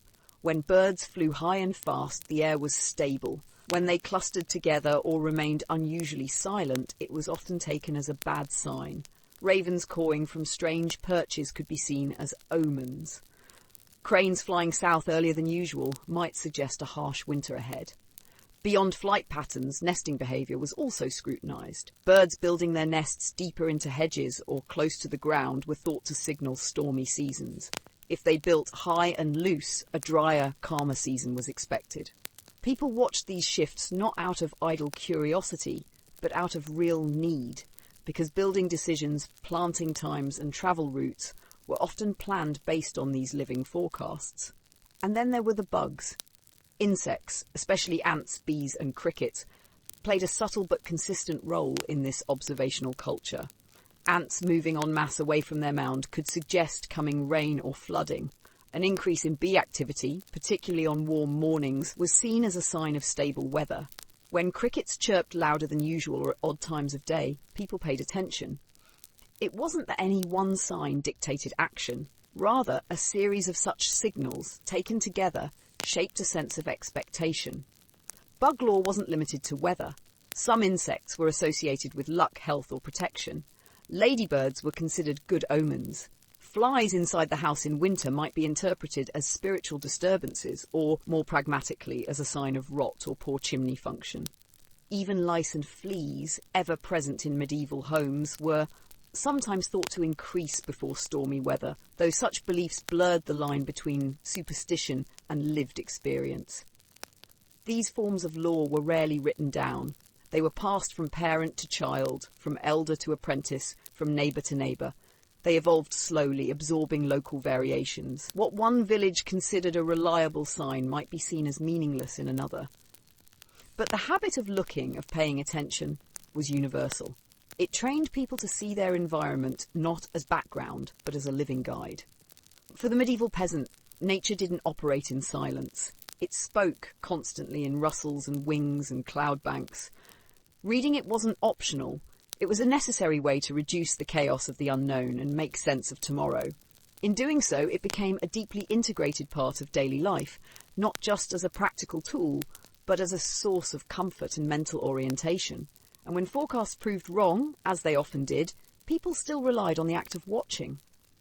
It wasn't about certainty, it was about habit, focus, and the shared practice of interpreting the world together. Clouds might betray them, birds might change course, bugs might vanish without warning, but the process of looking, of decoding the familiar, offered its own kind of quiet reassurance. As medieval peasants turned their attention away from the daily rhythms of insects and birds, another form of quiet observation took once darkness fell. Without artificial light to cloud the night, the sky offered a vast and ever-changing spectacle. For many, the stars were not only objects of wonder, but reliable, almost comforting, markers of time and place. The night sky was the closest thing to television they had, not because it was fast-moving or loud, but because it was familiar, patterned, and capable of stirring awe. In rural villages, where candles and rushlights were rationed carefully, darkness reigned supreme once the sun dipped behind the hills. But instead of complete blindness, the absence of modern lighting allowed peasants to see the stars in their full, undiluted clarity. In some regions, even the Milky Way was so vividly visible that it earned folk names, such as the Road of Souls or the Path to Heaven. These weren't metaphors for the sake of poetry. They reflected real beliefs and visible phenomena. The constellations served multiple functions. First, they acted as seasonal guides. The appearance or disappearance of certain star patterns, Orion in winter, for example, indicated changing weather or upcoming agricultural needs. Shepherds and travellers alike used the stars for orientation during late journeys, trusting in them when road markers failed. And for the few literate monks and clerics who kept records, stellar movements were tied to calendrical reckonings, helping to fix the timing of religious feasts or agricultural festivals. But even for those with no education in astronomy, the sky had emotional utility. It gave the impression that something vast and permanent existed beyond their small village. During times of hardship, especially famine or illness, looking upward at the sky could evoke feelings of order in a world that often seemed chaotic. This was not idle musing. It was a kind of mental anchoring. Even if they did not understand celestial mechanics, medieval peasants understood regularity when they saw it. The night sky also figured heavily in oral traditions and storytelling. Many stars had associated tales passed down through generations. Some were said to be saints watching from above. Others were spirits, ancestors, or omens. Shooting stars, for instance, were commonly believed to be souls entering or leaving the world, a sight that might prompt immediate prayer or a whispered wish. These narratives weren't merely superstitions. They helped structure thinking and interpret experience. Children would sometimes lie beside their parents, listening as an older relative recounted these stories under the open sky. While cities and monasteries gradually developed more complex cosmologies influenced by classical texts, rural people relied on myth and observation. This lent the sky a dual function, both practical and emotional. It tracked time and weather, yes, but it also offered stories, meaning, and shared memory. Sleep schedules in medieval Europe were also shaped by the sky. Without digital distractions, people often followed a pattern of segmented sleep, waking in the middle of the night for a short period before returning to slumber. During this interval, they might pray, stoke the fire, check on animals, or simply sit by the hearth and look out at the stars. For some, this twilight period became a time for reflection, thought, or quiet conversation. In the silence between waking and sleep, the sky offered a meditative focus. Though some feared the night, associating it with demons or wandering spirits, many found solace in the stars. Their consistency stood in contrast to the unpredictability of harvests, weather, or illness. In a world of instability, the heavens gave the impression of design, even if that design was mysterious. Observing the stars did not require literacy, wealth, or access to clergy, only time and the willingness to look up. And so the sky served as a canvas for orientation, storytelling, and emotional grounding. It reminded peasants of seasons, guided travellers, sparked legends, and soothed anxious minds. For people whose worlds were small and often troubled, the vastness above offered a sense of continuity. Without bells, clocks, or books, the stars did not just light the night, they helped people feel less alone in the dark.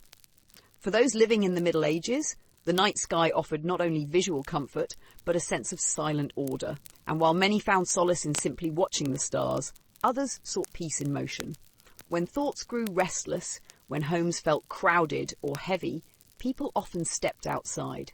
Not to reach a destination, but to walk, sometimes alone, sometimes in pairs, just to feel the wind. Walking without purpose wasn't necessarily common in a time where most movements served function, fetching water, tending animals, or travelling to fields. But even so, there were moments when peasants walked simply for the sake of it. These small strolls often took place early in the morning or at dusk when tasks were done and the landscape quieted. In those hours, walking became something else, not labour, but relief. The physical environment played a role. In rural villages, open paths, worn tracks, and gentle hills surrounded homes and hamlets. Unlike the city streets of Paris or London, which could be crowded and foul, the countryside offered fresh air and space to think. A light breeze, even a cold one, was a welcome sensation for many. It cut through the smoke of the hearth and the closeness of thatched walls. It was clean, moving, alive. Medieval people didn't describe this in modern terms like mental health or mindfulness, but the effect was real. Feeling the wind in one's hair or against one's face created a shift, a moment away from responsibility or routine, a break, however brief, from cycles of repetition. For women in particular, whose days were structured tightly around domestic spaces, even a short walk to the village edge or a pause by a hedgerow could offer space to breathe. For children and adolescents, walks often turned into small adventures. A field, a tree stump, a low stone wall, all could become spots of imagination or idle play. Adults sometimes accompanied them, especially in more remote areas, but older children were often allowed to wander within boundaries.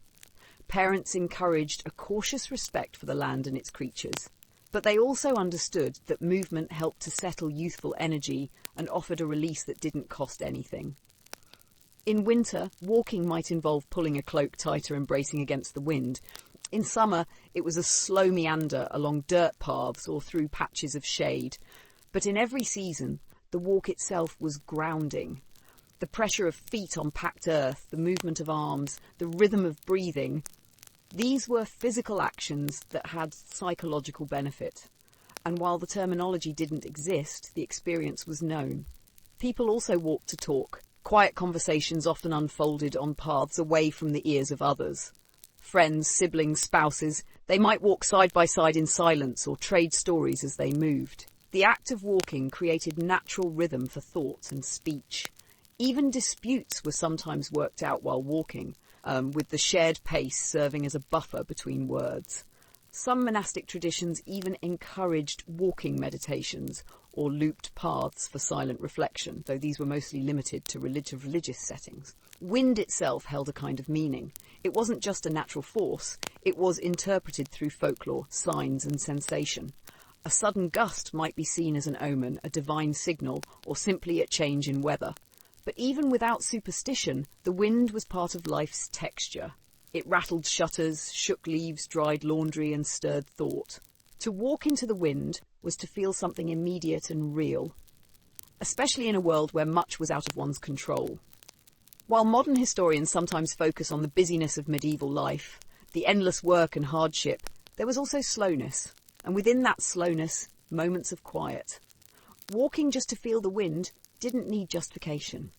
It was a physical habit that soothed emotional weight, a form of movement that wasn't about getting somewhere, but about feeling differently once you did.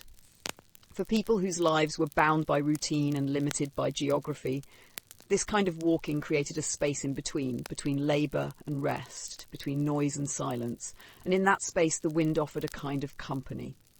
Invisible, but present, always moving, always reminding. And just as walking brought peace through movement, there were quieter forms of focus, stillness that came not from stepping into the wind, but from staying put with one's hands at work. When villagers sought calm indoors, away from the shifting weather or the noise of the day, they turned to simple acts of creation. Chief among these were embroidery and whittling, quiet, repetitive, and deeply personal. Embroidery, though often associated with nobility in popular imagery, was widely practiced across medieval social classes. Among the peasantry, it wasn't about elaborate gold thread or scenes of saints and legends. It was practical, modest, and rooted in necessity. Stitching was a way to mend worn clothing or reinforce seams. But over time, it became more than that. A woman might decorate a child's shift with a row of tiny crosses near the neckline, not just to mark it as theirs, but as a subtle charm. A headscarf might carry a row of looped stitches believed to ward off sickness. These embellishments were simple but intentional, a fusion of care and belief stitched into cloth. The rhythm of embroidery lent itself to quiet thought. Once the motions became second nature, hands could continue on while the mind softened. Unlike fieldwork or cooking, embroidery was less rushed. It could be done by firelight. It could be paused and resumed without waste. And it could be shared. Girls learned from their mothers and older sisters, often practicing on scraps of linen or rough-woven cloth. In winter especially, when days were shorter and evenings longer, embroidery became a communal activity, a time to sit, to talk, to think, to listen. And through it all, the small act of stitching thread through fabric helped anchor the body and calm the mind. For men and boys, a parallel practice was whittling, the careful carving of wood with a small blade. Like embroidery, whittling began as function, a spoon, a peg, a small toy, all things that were needed or useful. But the process itself was steadying, the same motion repeated, the same attention to grain, to shape, to balance. Whittling allowed for solitary focus, but didn't require total isolation. A man might sit near the hearth while others spoke, the blade moving slowly across the wood, the shavings falling like curled parchment. It was work, but of the gentler kind. Children learned to whittle early, though always under supervision. A simple knife, usually dull by modern standards, was passed down. Mistakes were expected, cuts, odd shapes, crooked handles. But that wasn't the point. The process was the point. It was something to do when the hands were restless, when the chores were done, when the body needed stillness, but the mind still wandered. Both embroidery and whittling also had symbolic weight. Some believed certain patterns, whether stitched or carved, held protective properties. Triangles, crosses, spirals. These designs were often repeated more out of tradition than doctrine, but they offered comfort nonetheless. A carved spindle might carry a tiny symbol at the base. A baby's cap might feature a row of knots meant to confuse evil spirits. In these small details, the act of making became a kind of quiet ritual. These pastimes didn't require much: a piece of wood, a length of thread, a knife, a needle. The simplicity was part of their appeal. In a world where materials were limited and time was rationed, the ability to find calm with so little was a kind of strength. And for peasants whose lives were dictated by the seasons and the soil, finding that inner quiet was essential. Even more, both embroidery and whittling created something lasting, a finished object, a visible result. And in a life full of work that had to be redone daily, milking, sweeping, cooking, tending, there was something deeply satisfying about making something that stayed finished. A stitched cloth, a carved spoon, a toy rabbit. Proof that a moment of quiet had passed and something had come of it. And so in cottages lit by fire or dim candles, when the fields were dark and the wind had settled, many hands kept moving, stitch by stitch, shave by shave, not in haste but in peace. And yet the sense of peace these small acts brought was not just in the motion itself, but in what the final object came to represent. Medieval people didn't separate utility from meaning the way modern minds often do. A spoon could be carved for eating, yes, but it could also carry blessings, symbols, or warnings. A tapestry could warm a wall and also tell a story, offer a warning, or mark an important memory. In many ways, these handmade items weren't merely decorative or functional. They were cultural containers, vessels of identity, belief, and emotional survival. Take tapestries, for example. In wealthier homes, these could be large, elaborate, and full of iconography. Lions and saints, battles and saints, family heraldry, and biblical scenes.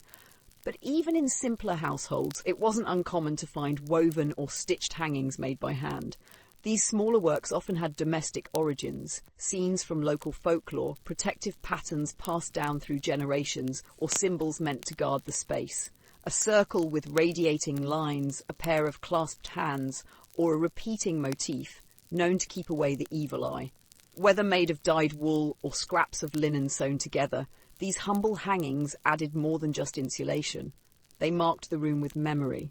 Then there were talismans, personal items imbued with purpose, a dried bundle of herbs sewn into cloth, a charm tied to a belt or hidden in a seam, a coin marked with a cross. These weren't souvenirs or toys, they were tools for coping. Peasants in medieval Europe had few means to control the chaos of disease, weather, or fate. A talisman didn't guarantee safety, but it gave a person something to do in the face of uncertainty. Carrying a charm against miscarriage, hanging herbs to ward off night terrors, or inscribing protective letters on the lintel above a door, these small actions gave people the sense that they weren't entirely helpless. Children were often given protective items from the moment they were born, a piece of iron under the cradle, a red thread tied around the wrist, and as they grew, they sometimes received tokens meant to stay with them through life, like a painted spoon. The practice of decorating wooden spoons may have begun with simple whimsy, a flourish here, a carved line there, but in time these flourishes took on layers of meaning. A twisted handle might symbolize unity or strength. A flower carved into the bowl could represent health or bounty. Some spoons were painted with homemade pigments, soot, crushed berries, chalk. Others were left plain but carved with initials or dates. They were given at births, at marriages, and sometimes buried with the dead. Importantly, these items weren't crafted in idle time. They created time. The making of a talisman or the weaving of a wall hanging marked a moment of pause in otherwise repetitive lives. They were projects that didn't feed the family directly, but still nourished something essential. A sense of presence, a belief in continuity, a need to shape one's world, even in small ways. Even more than that, they became part of how people explained and remembered. When something went wrong, an illness, a failed crop, a restless night, someone might check to see if a charm had fallen or if a wall hanging had torn. And when things went well, the same objects were credited with offering protection. These handmade symbols became part of the mental scaffolding that helped peasants interpret their environment. They allowed people to frame their experiences, assign meaning to them, and feel, if not in control, then at least accompanied. No one in the medieval village believed a bundle of sage or a carved heart-shaped spoon could truly hold back plague or famine. But they knew deeply that it was better to do something than nothing. That ritual and memory and belief had value beyond logic. And so, in a world without therapists or television, without certainty or even consistent light, people made things with their hands, things that meant something. Tapestries that whispered old stories, talismans that linked them to their ancestors, spoons that said, you are not forgotten, and neither were the children who clutched them. Because while survival often took precedence, medieval people still found time somehow to make toys, to give gifts, to make childhood, however fleeting, a little softer at the edges. In peasant households, toys were rarely purchased. Shops, as we think of them, were few, coins even fewer. Instead, toys were created from whatever could be spared. Scraps of fabric, bits of wood, dried husks, old buttons. They weren't elaborate, but they served their purpose, offering distraction, comfort, and sometimes a surprising amount of imagination. A small doll sewn from rags could become a noble lady, a saint, or a storytelling companion.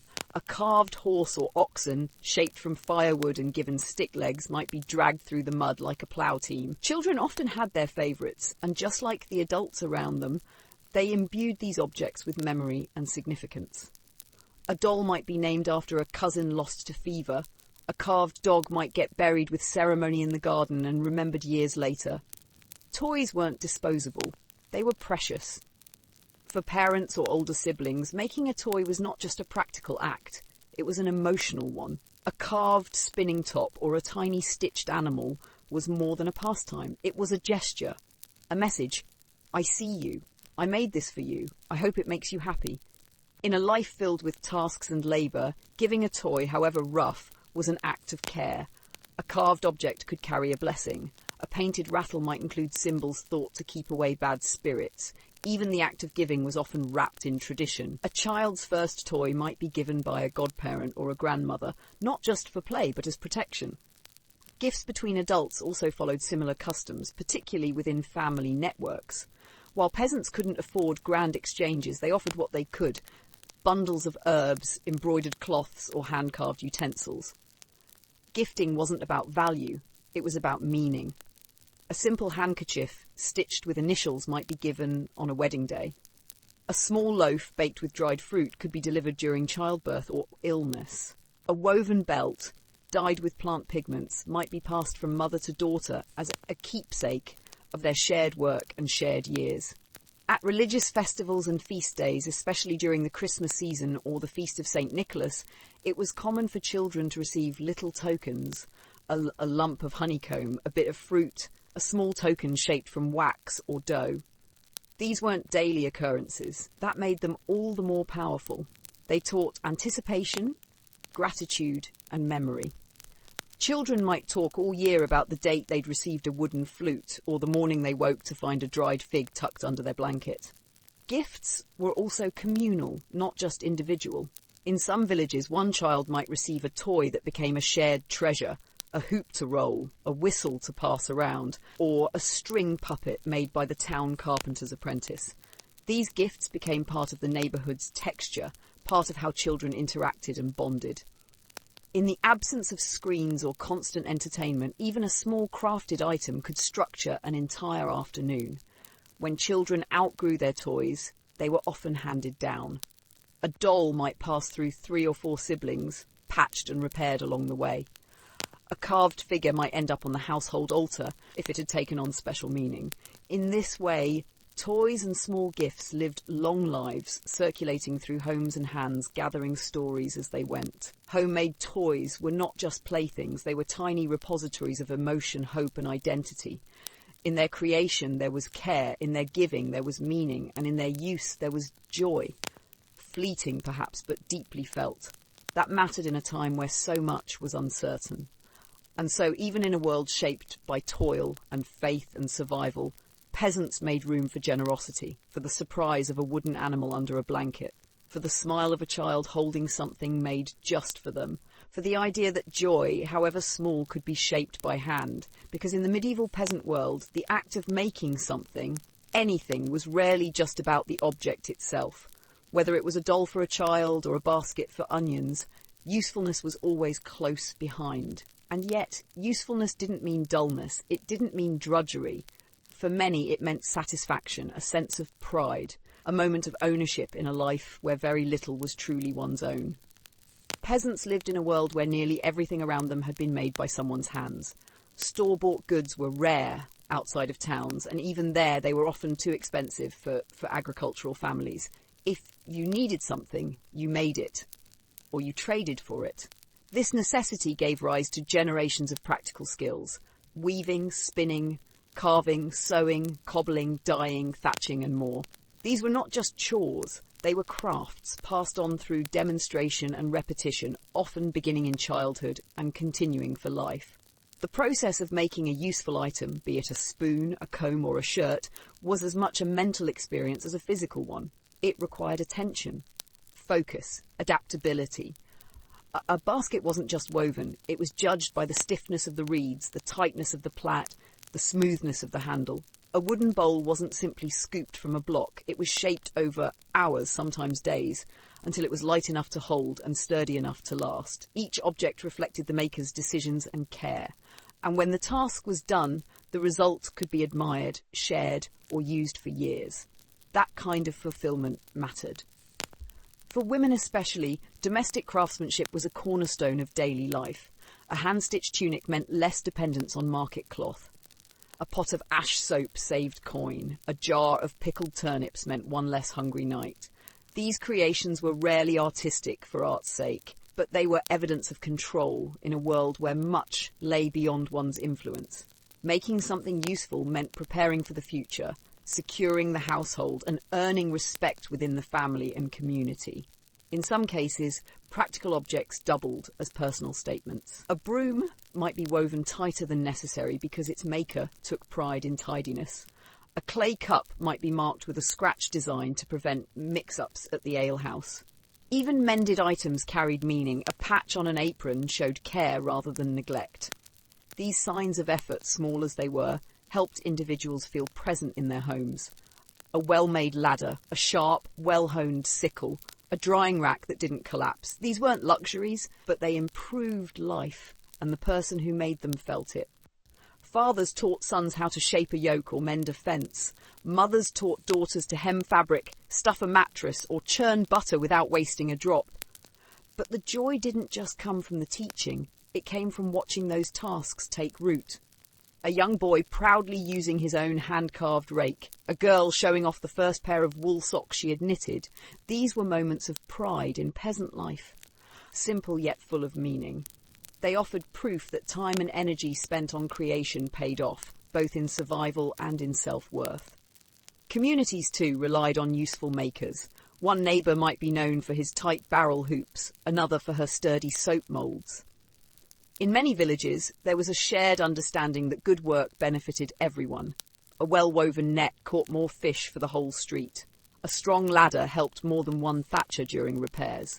These contributions weren't always formally recognised, but they added to a person's social standing. Skill wasn't just admired, it was remembered, and it brought a quiet sort of joy that had nothing to do with money. There was also the pleasure of reuse, of salvaging what others had discarded. Turning worn-out shoes into slippers, reshaping broken tools. Peasants lived resourcefully, and their ingenuity was itself a source of pride. To find a second or third life for an object was to outwit scarcity, to turn waste into worth.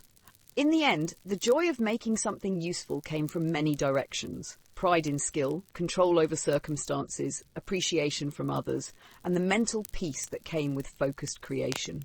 In a world of unpredictable weather, poor harvests and rigid hierarchies, these small moments of creation offered a chance to feel capable and needed.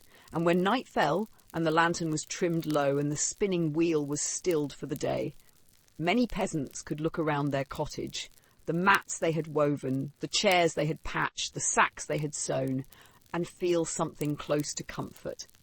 The world might be hard, but their hands had made something to soften it. Storytelling filled the quiet spaces left behind when hands were no longer busy. After the making was done, after tools were put away and tasks completed, villagers turned to one another for something just as necessary as food or fire, a good tale.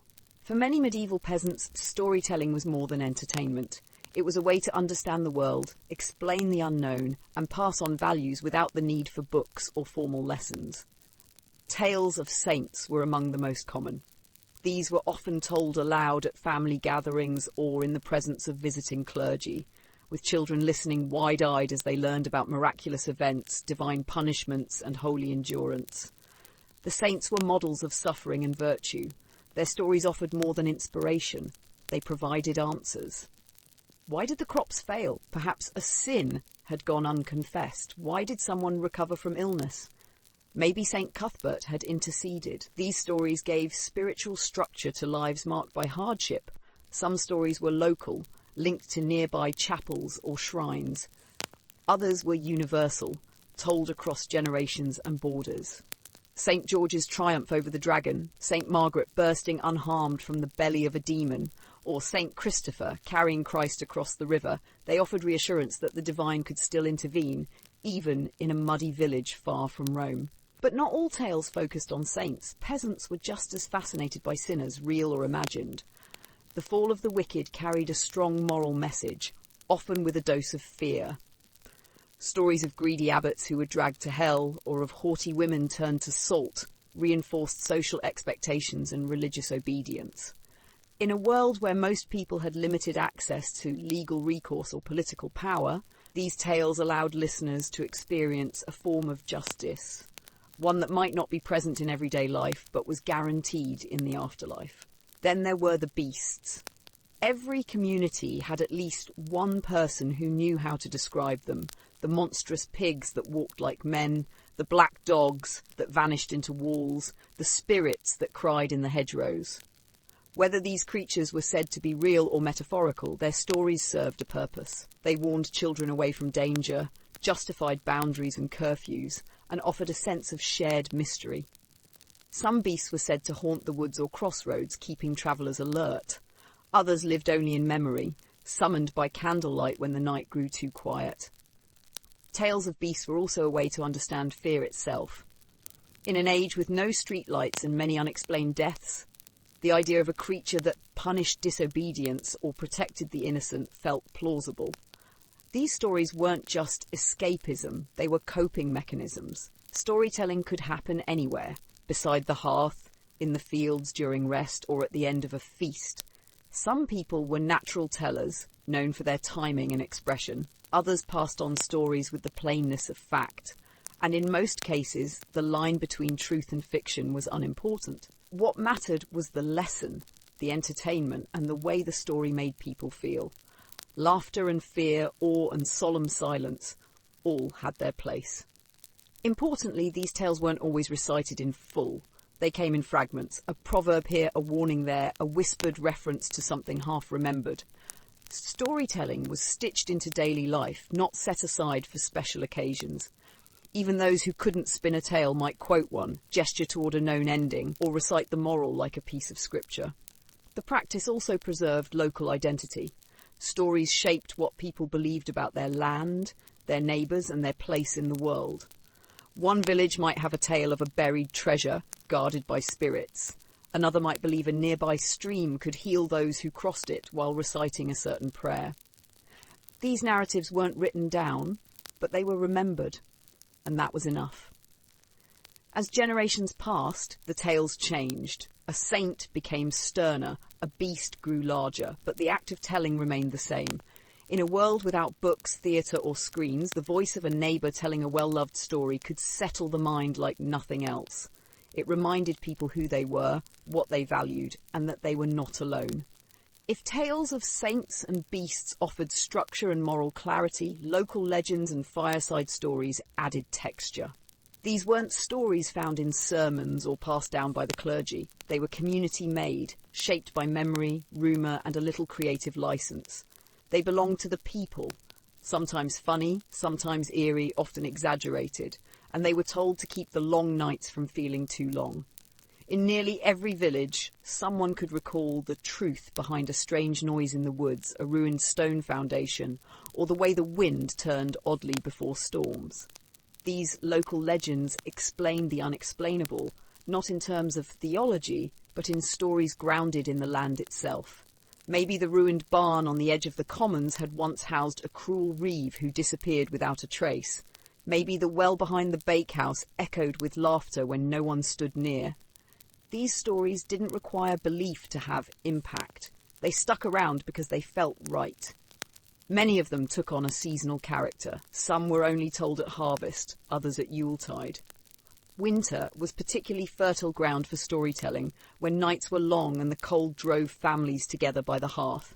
In such moments, even sceptical listeners might feel a chill when someone swore they'd once seen a figure vanish into the fog near the gallows tree. Fireside stories thrived not because they were proven, but because they were possible. The strength of these stories was often in their specificity. They featured named places and sometimes even named ancestors. This was not the distant grandeur of a biblical miracle. It was the tale of a neighbour's grandfather who once followed a strange light through the fields and woke up with mud on his boots and no memory of how he got home. That closeness made the stories more memorable and at times more unsettling. They also served a social purpose. Telling these stories wasn't just entertainment. It was a way of teaching local geography, family history, and community values. Children learned which roads to avoid after dark, not through scolding, but through stories of what supposedly happened to others who strayed. Outsiders might be baffled by such tales, but insiders knew exactly how to nod along and add their own details. Fireside stories could carry lessons, but they didn't always have to. Some were pure amusement. Tales of comically bad hunts, drunken mishaps, or uncanny coincidences were shared with great flair. The point wasn't to instruct, but to connect, to make people laugh, gasp, or groan together. These moments knit the community closer. They reminded listeners that while the world could be harsh and unpredictable, they were not facing it alone. Importantly, the best storytellers were rarely the wealthiest or most powerful villagers. Instead, they were the ones who knew how to time a pause, who could mimic an old voice or build suspense with a candlelit glance. These storytellers were prized in their own right, welcomed not for what they owned, but for what they could conjure with only words and memory. Oral storytelling traditions were never static. A tale heard in childhood might be repeated in old age with new twists or updates. The path the ghost took might shift depending on whose house now stood in the way. The cause of the strange disappearance might reflect more recent anxieties, a wolf in one decade, a wandering monk in another. The changes didn't matter. What mattered was that the story still served its purpose. At a time when literacy was rare and books were precious, oral storytelling was the main way people processed their world. Local legends were the earliest form of community journalism, weather reporting, and social commentary, delivered with embellishment and wit. They could warn, entertain, shame, or celebrate depending on the teller's mood and the audience's needs. As the fire burned lower and listeners began to nod off, the final stories of the night were often left open-ended. The footsteps on the stairs were never explained. The child lost in the woods was never found. That ambiguity kept the stories alive. It made them worth repeating and worth passing on. Because in the end, these weren't just stories. They were memory. They were culture. They were a way of marking time and place, of turning experience into folklore and folklore into shared truth. If local legends offered a way to make sense of one's own patch of land, travellers' stories widened the view, sometimes to dizzying, almost unbelievable extents. These tales did not come from the hearth next door or the path behind the mill. They arrived with dust-covered boots, saddle-worn cloaks, and a twinkle in the eye of someone who'd seen more than most. And while these stories were often impossible to verify, they were rarely doubted outright. Because what mattered most was not the facts, but the thrill of imagining what might be true. In a medieval village, news and novelty both came slowly. For many, a lifetime might pass without travelling more than a few miles from home. But once in a while, a figure would appear at the edge of the commons. A trader, a wandering monk, a discharged soldier, or a tinker with cracked hands and a mouthful of stories. They'd speak of cities with walls taller than trees, of lands where the sun barely set, of beasts with too many eyes, and people who drank from golden cups but feared their own shadows. These stories weren't always accurate, but they were powerful. They expanded the mental map of listeners, huddled close in firelight. They offered both warning and wonder. Some tales were rooted in half-truths, of terrible famines in distant provinces, of great plagues sweeping foreign ports, or of kings who ruled with dragons carved on their banners. Others were pure invention, stories of men who walked on water, women who turned into birds, or mountains made entirely of salt. Regardless of content, each tale stretched the limits of what seemed possible. Younger listeners often hung on every word, but even older villagers who'd long since stopped believing in sea serpents leaned in. These were chances to picture a different life. To imagine crossing a bridge so wide it took an hour to walk, to think of spices that burned the tongue but healed the chest, to laugh at the idea of camels which sounded like a cow and a demon smashed together. For some, these tales sparked a quiet yearning, not necessarily to leave, but to dream. Imagined worlds helped people make peace with their own narrow lives. A herder with a limp might never climb a mountain, but he could listen to a story about one. A girl promised in marriage could still hear about a queen who ruled alone. These moments allowed villagers to lift briefly out of their routine and look around, if only with their minds. Travellers, stories also added colour to religious and cultural understandings. A pilgrim back from a shrine might describe strange church customs in France, or relics housed in distant abbeys. A returning soldier could recount battles that felt more like sagas than skirmishes. And with each telling, these accounts blended fact and fable until they became part of the village's own narrative. Not everyone welcomed these tales with open arms. Some older villagers, especially those wary of foreign nonsense, cautioned against taking them too seriously. They worried about strange ideas, about beliefs that might upset the order of things. But even these skeptics often listened, if only to scoff afterward, because the stories still had power, even when doubted. They lingered. They stirred. In time, the more fantastic elements of travellers' tales became folded into the village's own oral traditions. A ghost said to haunt a northern castle might be mentioned in the same breath as the local bog spirit. A faraway festival involving painted faces and fireworks could be imagined with such vividness that it was as if it had happened just over the next hill. This layering of distant and familiar, real and imagined, made the mental world of medieval people surprisingly rich. Even when the traveller had moved on, their stories remained. They might be retold in shorter versions, changed slightly each time. They became seeds of inspiration, topics of debate and points of reference. And on quiet nights when the wind pressed against shutters and the hearth crackled low, someone might whisper, "Did I ever tell you about the man who said he saw a city made entirely of glass?" While travellers' stories stretched waking imagination, nighttime offered another kind of theatre, one that belonged to everyone, even those who had never wandered beyond their village lane. Dreams were the one show no one could avoid. The nightly performance viewed behind closed eyes, with no candles needed and no coin for admission. In a medieval world largely starved of visual stimuli, no books for most, no pictures on walls, no mirrors in every home, dreams carried an intensity that was difficult for the modern mind to grasp. They were vivid, unsettling, revealing, and at times deeply influential. The people of the Middle Ages did not dismiss dreams as random firings of the brain. Instead, they treated them as messages, perhaps from God, perhaps from the devil, perhaps from deep within the soul, or even across the veil between worlds. And because dreams were unbidden, they had power. A peasant might ignore the mutterings of a neighbour, but awaken in a sweat after dreaming of a flooded field or a weeping saint. These images stuck.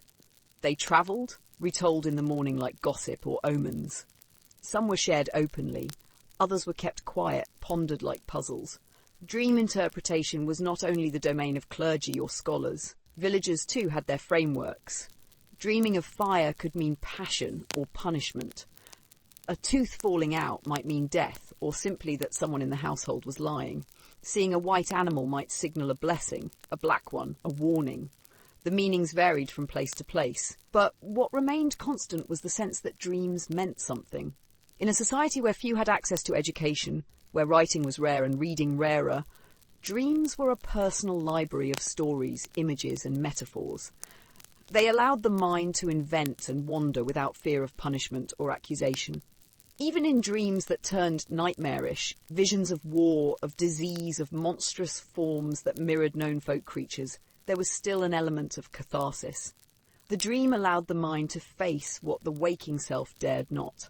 Many took dreams seriously enough to act on them. A dream might prompt someone to light a candle at the chapel for protection. It might inspire a change of travel plans or a blessing over the animals. In some cases, dreams gave people courage. To see oneself speaking to the Virgin Mary or fending off a wolf might leave a person feeling braver the next day, more connected to the divine, or more attuned to danger. Conversely, dreams could also bring fear and guilt. A lustful dream, for instance, might lead to confession. A violent vision could stir concern that one's soul was in danger. But even these darker dreams had a place. They were warning signs, internal moral check-ins that allowed people to reckon with their thoughts without speaking them aloud. Children, too, were part of this world of dreaming. Though they might not understand the religious or symbolic weight, their dreams were listened to and sometimes even feared. A child claiming to have dreamt of a red mist or a shadowed face might be considered to have had a true vision, something beyond their understanding, but not beyond belief. Such dreams could ripple through a community, like any prophecy. Dreams also filled a cultural void. With no paintings on ceilings or tales on screens, the dream became the most extravagant visual experience a person might ever have. Entire medieval treatises were written on dreams, not just by theologians, but by physicians and philosophers who tried to catalogue types, causes, and outcomes. Dreams were seen as tools of healing, temptation, or prophecy. They were proof that something greater, be it divine or demonic, could reach into even the humblest cottage. In a way, dreams provided medieval people with both escape and confrontation.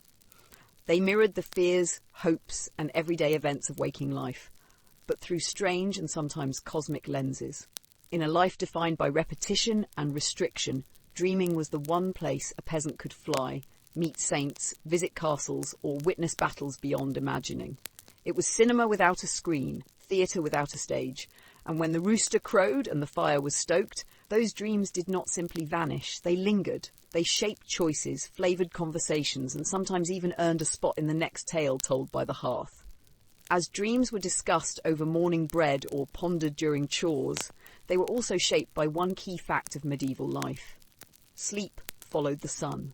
Without electric lights, glowing screens, or even common oil lamps in most peasant homes, bedtime wasn't determined by preference, it was dictated by daylight. Most medieval people went to bed not because they felt tired, but because the world around them simply became too dark to remain active.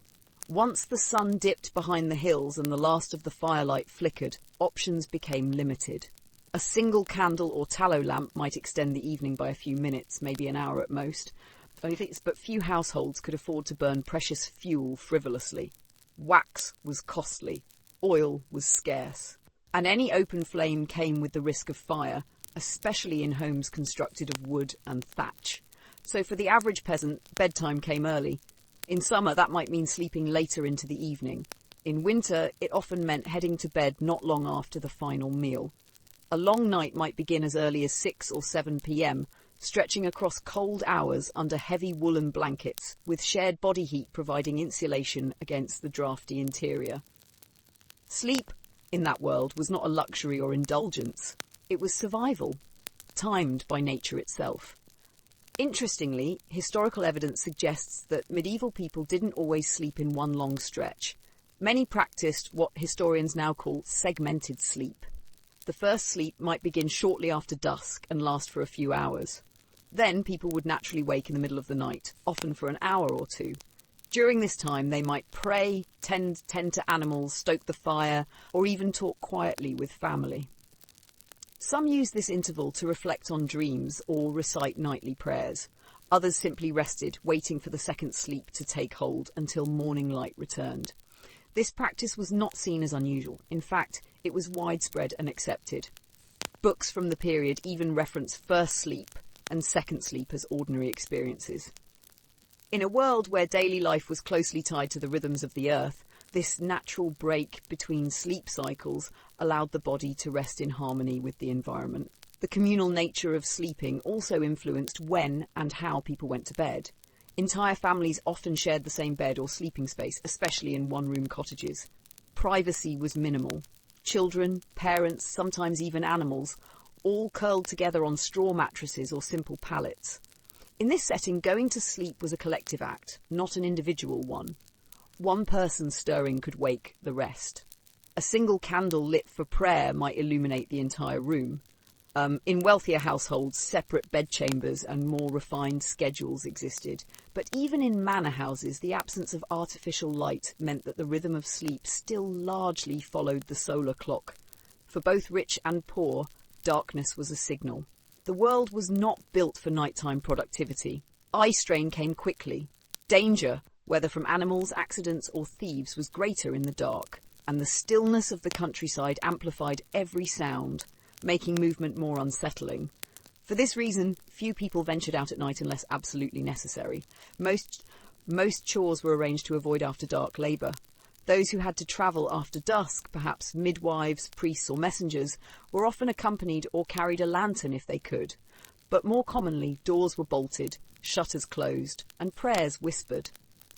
Night was a time to stay inside, to still the body and to let sleep do its work. This natural cycle of sleeping with the sun shaped more than just rest. It structured meals, conversation, worship and imagination. It limited distractions and encouraged stillness. It created space for dreaming, reflection and mental reset in a way modern people rarely experience. Going to bed with the sun wasn't about discipline or preference. It was the most practical and sustainable option for people living without artificial light. In surrendering to nature's schedule, medieval people lived in closer sync with their surroundings, and perhaps even with themselves. As most villagers settled into their straw-stuffed mattresses and drifted into segmented sleep, the quiet darkness of the night gave rise to a new realm of experience: dreams.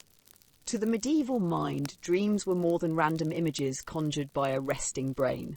They were often taken seriously, sometimes as omens, sometimes as divine messages, and sometimes as signs of unrest in the soul.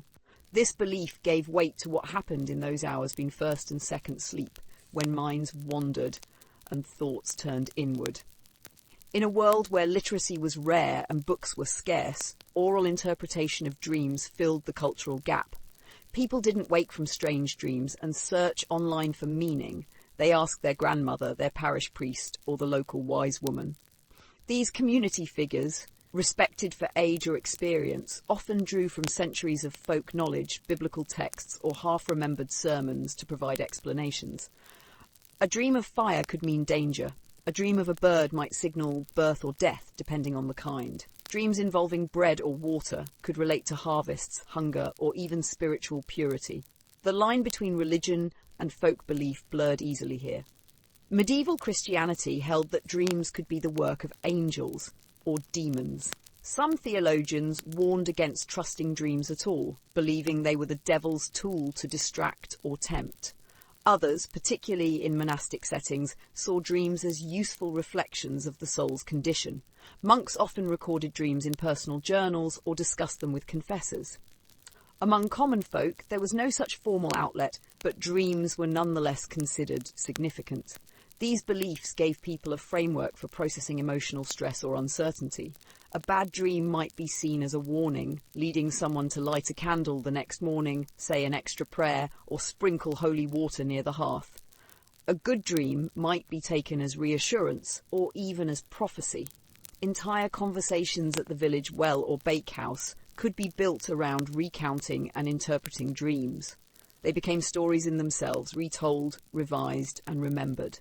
In the long stretches of wakefulness that sometimes occurred between first and second sleep, these dreams and their implications were often mulled over in silence. The mind, unburdened by noise or distraction, wandered. People reflected on what they had seen or felt. A troubling dream might stir worry. A comforting one might bring peace. This time, quiet, dark, and suspended from the day's responsibilities, became a space for mental processing, emotional digestion, and sometimes imagination. Midnight thoughts weren't always about dreams, though. People also used this time to pray, to plan, or to worry.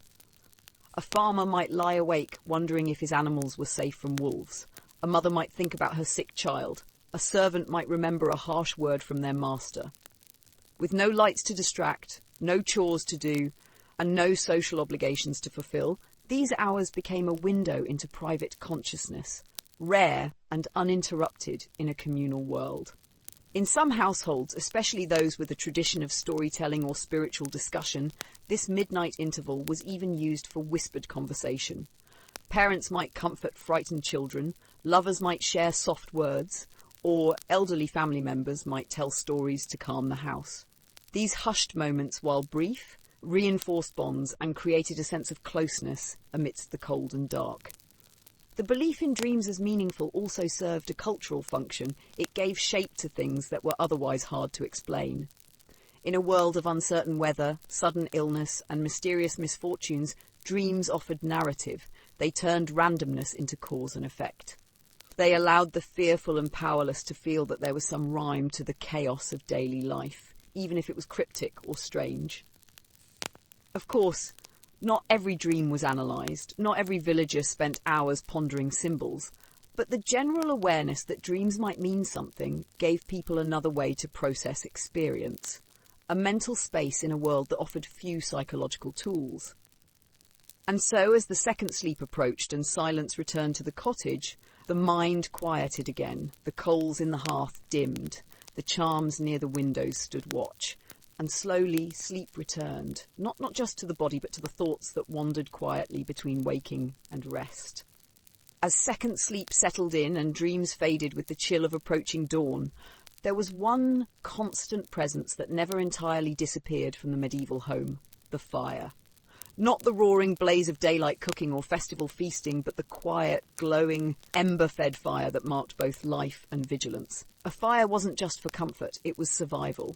It was also a responsibility passed down through generations and whispered into the night with as much reverence as any prayer. Medieval peasants did not have central heating, insulation, or electric stoves. What they had usually was a hearth placed at the centre of the home, both literally and symbolically. It provided warmth, light, cooked food, dried clothing, boiled medicinal brews, and in some ways, structured time. But unlike the flick of a match or the twist of a modern dial, keeping a fire alive took work. It had to be watched, fed, and above all, guarded. Letting the fire die overnight was not only inconvenient, it could be dangerous. Starting a new fire from scratch was time-consuming and required dry tinder, flint, and the patience to coax a flame from spark to flame on a cold, damp morning when fingers were stiff and the children already hungry. In some seasons, kindling was scarce. And in households without the tools to strike fire, the only alternative was to beg a coal from a neighbour, an act that, while common, came with subtle shame.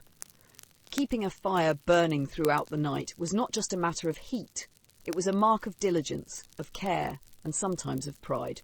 It often fell to the elder members of the household, or the lightest sleeper, to tend the coals. A common practice involved banking the fire at night, pushing the red-hot embers together and covering them with ash to reduce airflow, preserving the heat without open flame. In the morning, these embers could be gently stirred, uncovered, and fed with dry moss, straw, or twigs until the flames returned. It was a skill every homemaker was expected to master. In especially cold regions or during harsh winters, some families went a step further. Clay pots filled with embers, called fire pots or chafing pots, could be placed under blankets or beds to warm the sleeping space, though this came with risks. Sparks and smoke posed dangers, and keeping embers alive without igniting a mattress took both experience and care. Still, the glow of a coal pot might be the only thing that stood between a restless night and frozen extremities. Beyond practical warmth, the fire also served as a boundary. Just as protective herbs might be tucked into mattress seams or prayers whispered at the door, the hearth itself held spiritual importance. Many believed that fire, especially fire blessed at Easter or lit with holy intent, helped ward off illness, spirits, or misfortune. Letting the hearth go cold was seen by some not only as neglect, but as an invitation to mischief, human or supernatural. Children were taught early to respect the hearth, to not play too close, and to understand the quiet rituals around it. The ashes were not merely waste. They were used for soap making, gardening, or sprinkled at thresholds for protective purposes.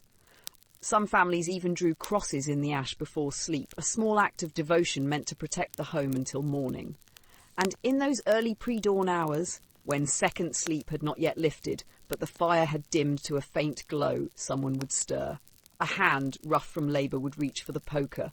The coals would be shifted, the air invited in, the first sparks of morning coaxed to life. The smell of smoke would return to the air, and with it the promise of tea, porridge, or bread. Keeping warm in the medieval world wasn't a passive experience. It required thought, effort, and a quiet sort of attention. The fire was a living thing in the household, a companion, a tool, and a tether to daily routine. It linked one day to the next. It gave shape to the darkness. And above all, it reminded those who watched it that in a world with few guarantees, the smallest flame could still hold everything together. Once the fire was stirred and the room began to warm, there often followed a rare and quiet moment. Before chores fully resumed, before the children needed tending, before the clang of buckets or clatter of tools broke the calm. It was not exactly leisure, but it was stillness. A kind of pause that medieval life rarely offered, and yet in its brief appearances held deep psychological weight. In a world ruled by physical movement, noise, duty, and endless necessity, simply sitting still, by the hearth, by the window, or in a field, was its own form of reprieve. Medieval peasants were not encouraged to be idle. Ecclesiastical sermons and feudal expectations alike warned against sloth. To be still too long, particularly during daylight, was to risk suspicion. Yet there were moments baked into the rhythms of rural life where the body could pause and the mind could wander, not with fear, but with a kind of grounded acceptance. And these were not acts of defiance. They were practical necessities for minds worn thin by repetition, weather, and the long toil of survival. For many, stillness occurred in transit. A shepherd alone with their flock might lean against a stone and gaze across the hills, with no one to scold them for not spinning or weaving. A woman waiting for bread to rise might sit with her hands in her lap, the scent of yeast warming the air, and close her eyes for just a few minutes. An older man might rest beneath a tree, tools beside him, after splitting a morning's worth of wood. These moments were not labelled as mindfulness, but the effect was similar. Time slowed, the senses settled, the breath evened out. One of the few times entire households shared a version of stillness was during weather that forbade labour. When storms rolled in or the snow fell too hard and work was neither possible nor safe, there was nothing to do but wait. These hours were not always comfortable, cold, damp and confined, but they offered a communal silence. People mended, told stories, or simply stared into the fire. The house, usually filled with motion, became a place of watching and listening. This stillness was also present at twilight when the day's last tasks were done, but it was too early for full sleep. People might sit quietly and listen to the natural world. The shift of wind through trees, the hoot of an owl, or the quiet shuffling of animals settling for the night. These weren't distractions. They were reinforcements of the world's order. They grounded people in something larger than their own fatigue or worry. Importantly, stillness wasn't always about doing nothing. It was about not striving, not needing to push, fix, fetch, or plan. This kind of stillness brought a sense of control that few other parts of medieval life offered. Even when life felt dictated by weather, by harvests, by lords, or by illness, there remained the power to pause, to notice that the fire was warm, the bread was rising, or the birds were quiet. Children experience this in simpler forms, the trance of watching dust in a sunbeam, the quiet absorption of shaping mud into figure, or lying back in the grass and seeing shapes in the clouds. For the elderly, it came in the form of quiet observation, watching a grandchild play, staring out at the road from a doorway, or sitting in church not for the words but for the stillness they allowed. This peace of being still was not a luxury. It was survival. When nothing in the world could be controlled, not famine, not taxes, not death, this was a small place where control returned, if only for a moment, a breath, a rest, a reminder that life was not only about movement or effort, but also about enduring. And in that endurance, stillness had a role to play. And so our quiet journey winds to a close, not with a grand ending, but with a soft exhale. We've walked barefoot through the seasons of medieval life, stepped into the hush of a stone-walled cottage, and looked through the eyes of those who lived without clocks, without headlines, without screens. They woke with the birds, worked with their hands, told stories by firelight, and let the night be what it was, a time to rest, reflect, and sometimes simply to be. The people we've met in these pages or musings were not saints, nor were they always serene. Life was hard. It could be brutal, confusing, and deeply unfair. And yet, through all of that, they found ways to keep going. More than that, they found ways to stay whole, to keep their minds from unravelling under the weight of repetition, scarcity, or fear. Not with luxury, not with modern psychology, but with rhythm, ritual, connection, and quiet acts of meaning. They leaned into predictability. The same path to the well, the same words in the same prayer each dawn. They trusted the small comforts of a well-tended hearth, a bowl of warm broth, a patch of linen they could stitch. They didn't escape their world so much as sink more deeply into its sounds, smells, textures, and rhythms. A breeze could interrupt a spiral of thought. A neighbour's joke could soften the edge of grief. A song hummed while sweeping the floor could ground the mind like an anchor in churning water.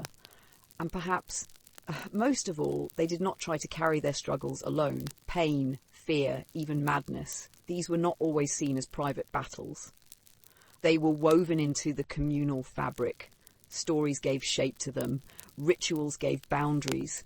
And company, more often than not, gave relief.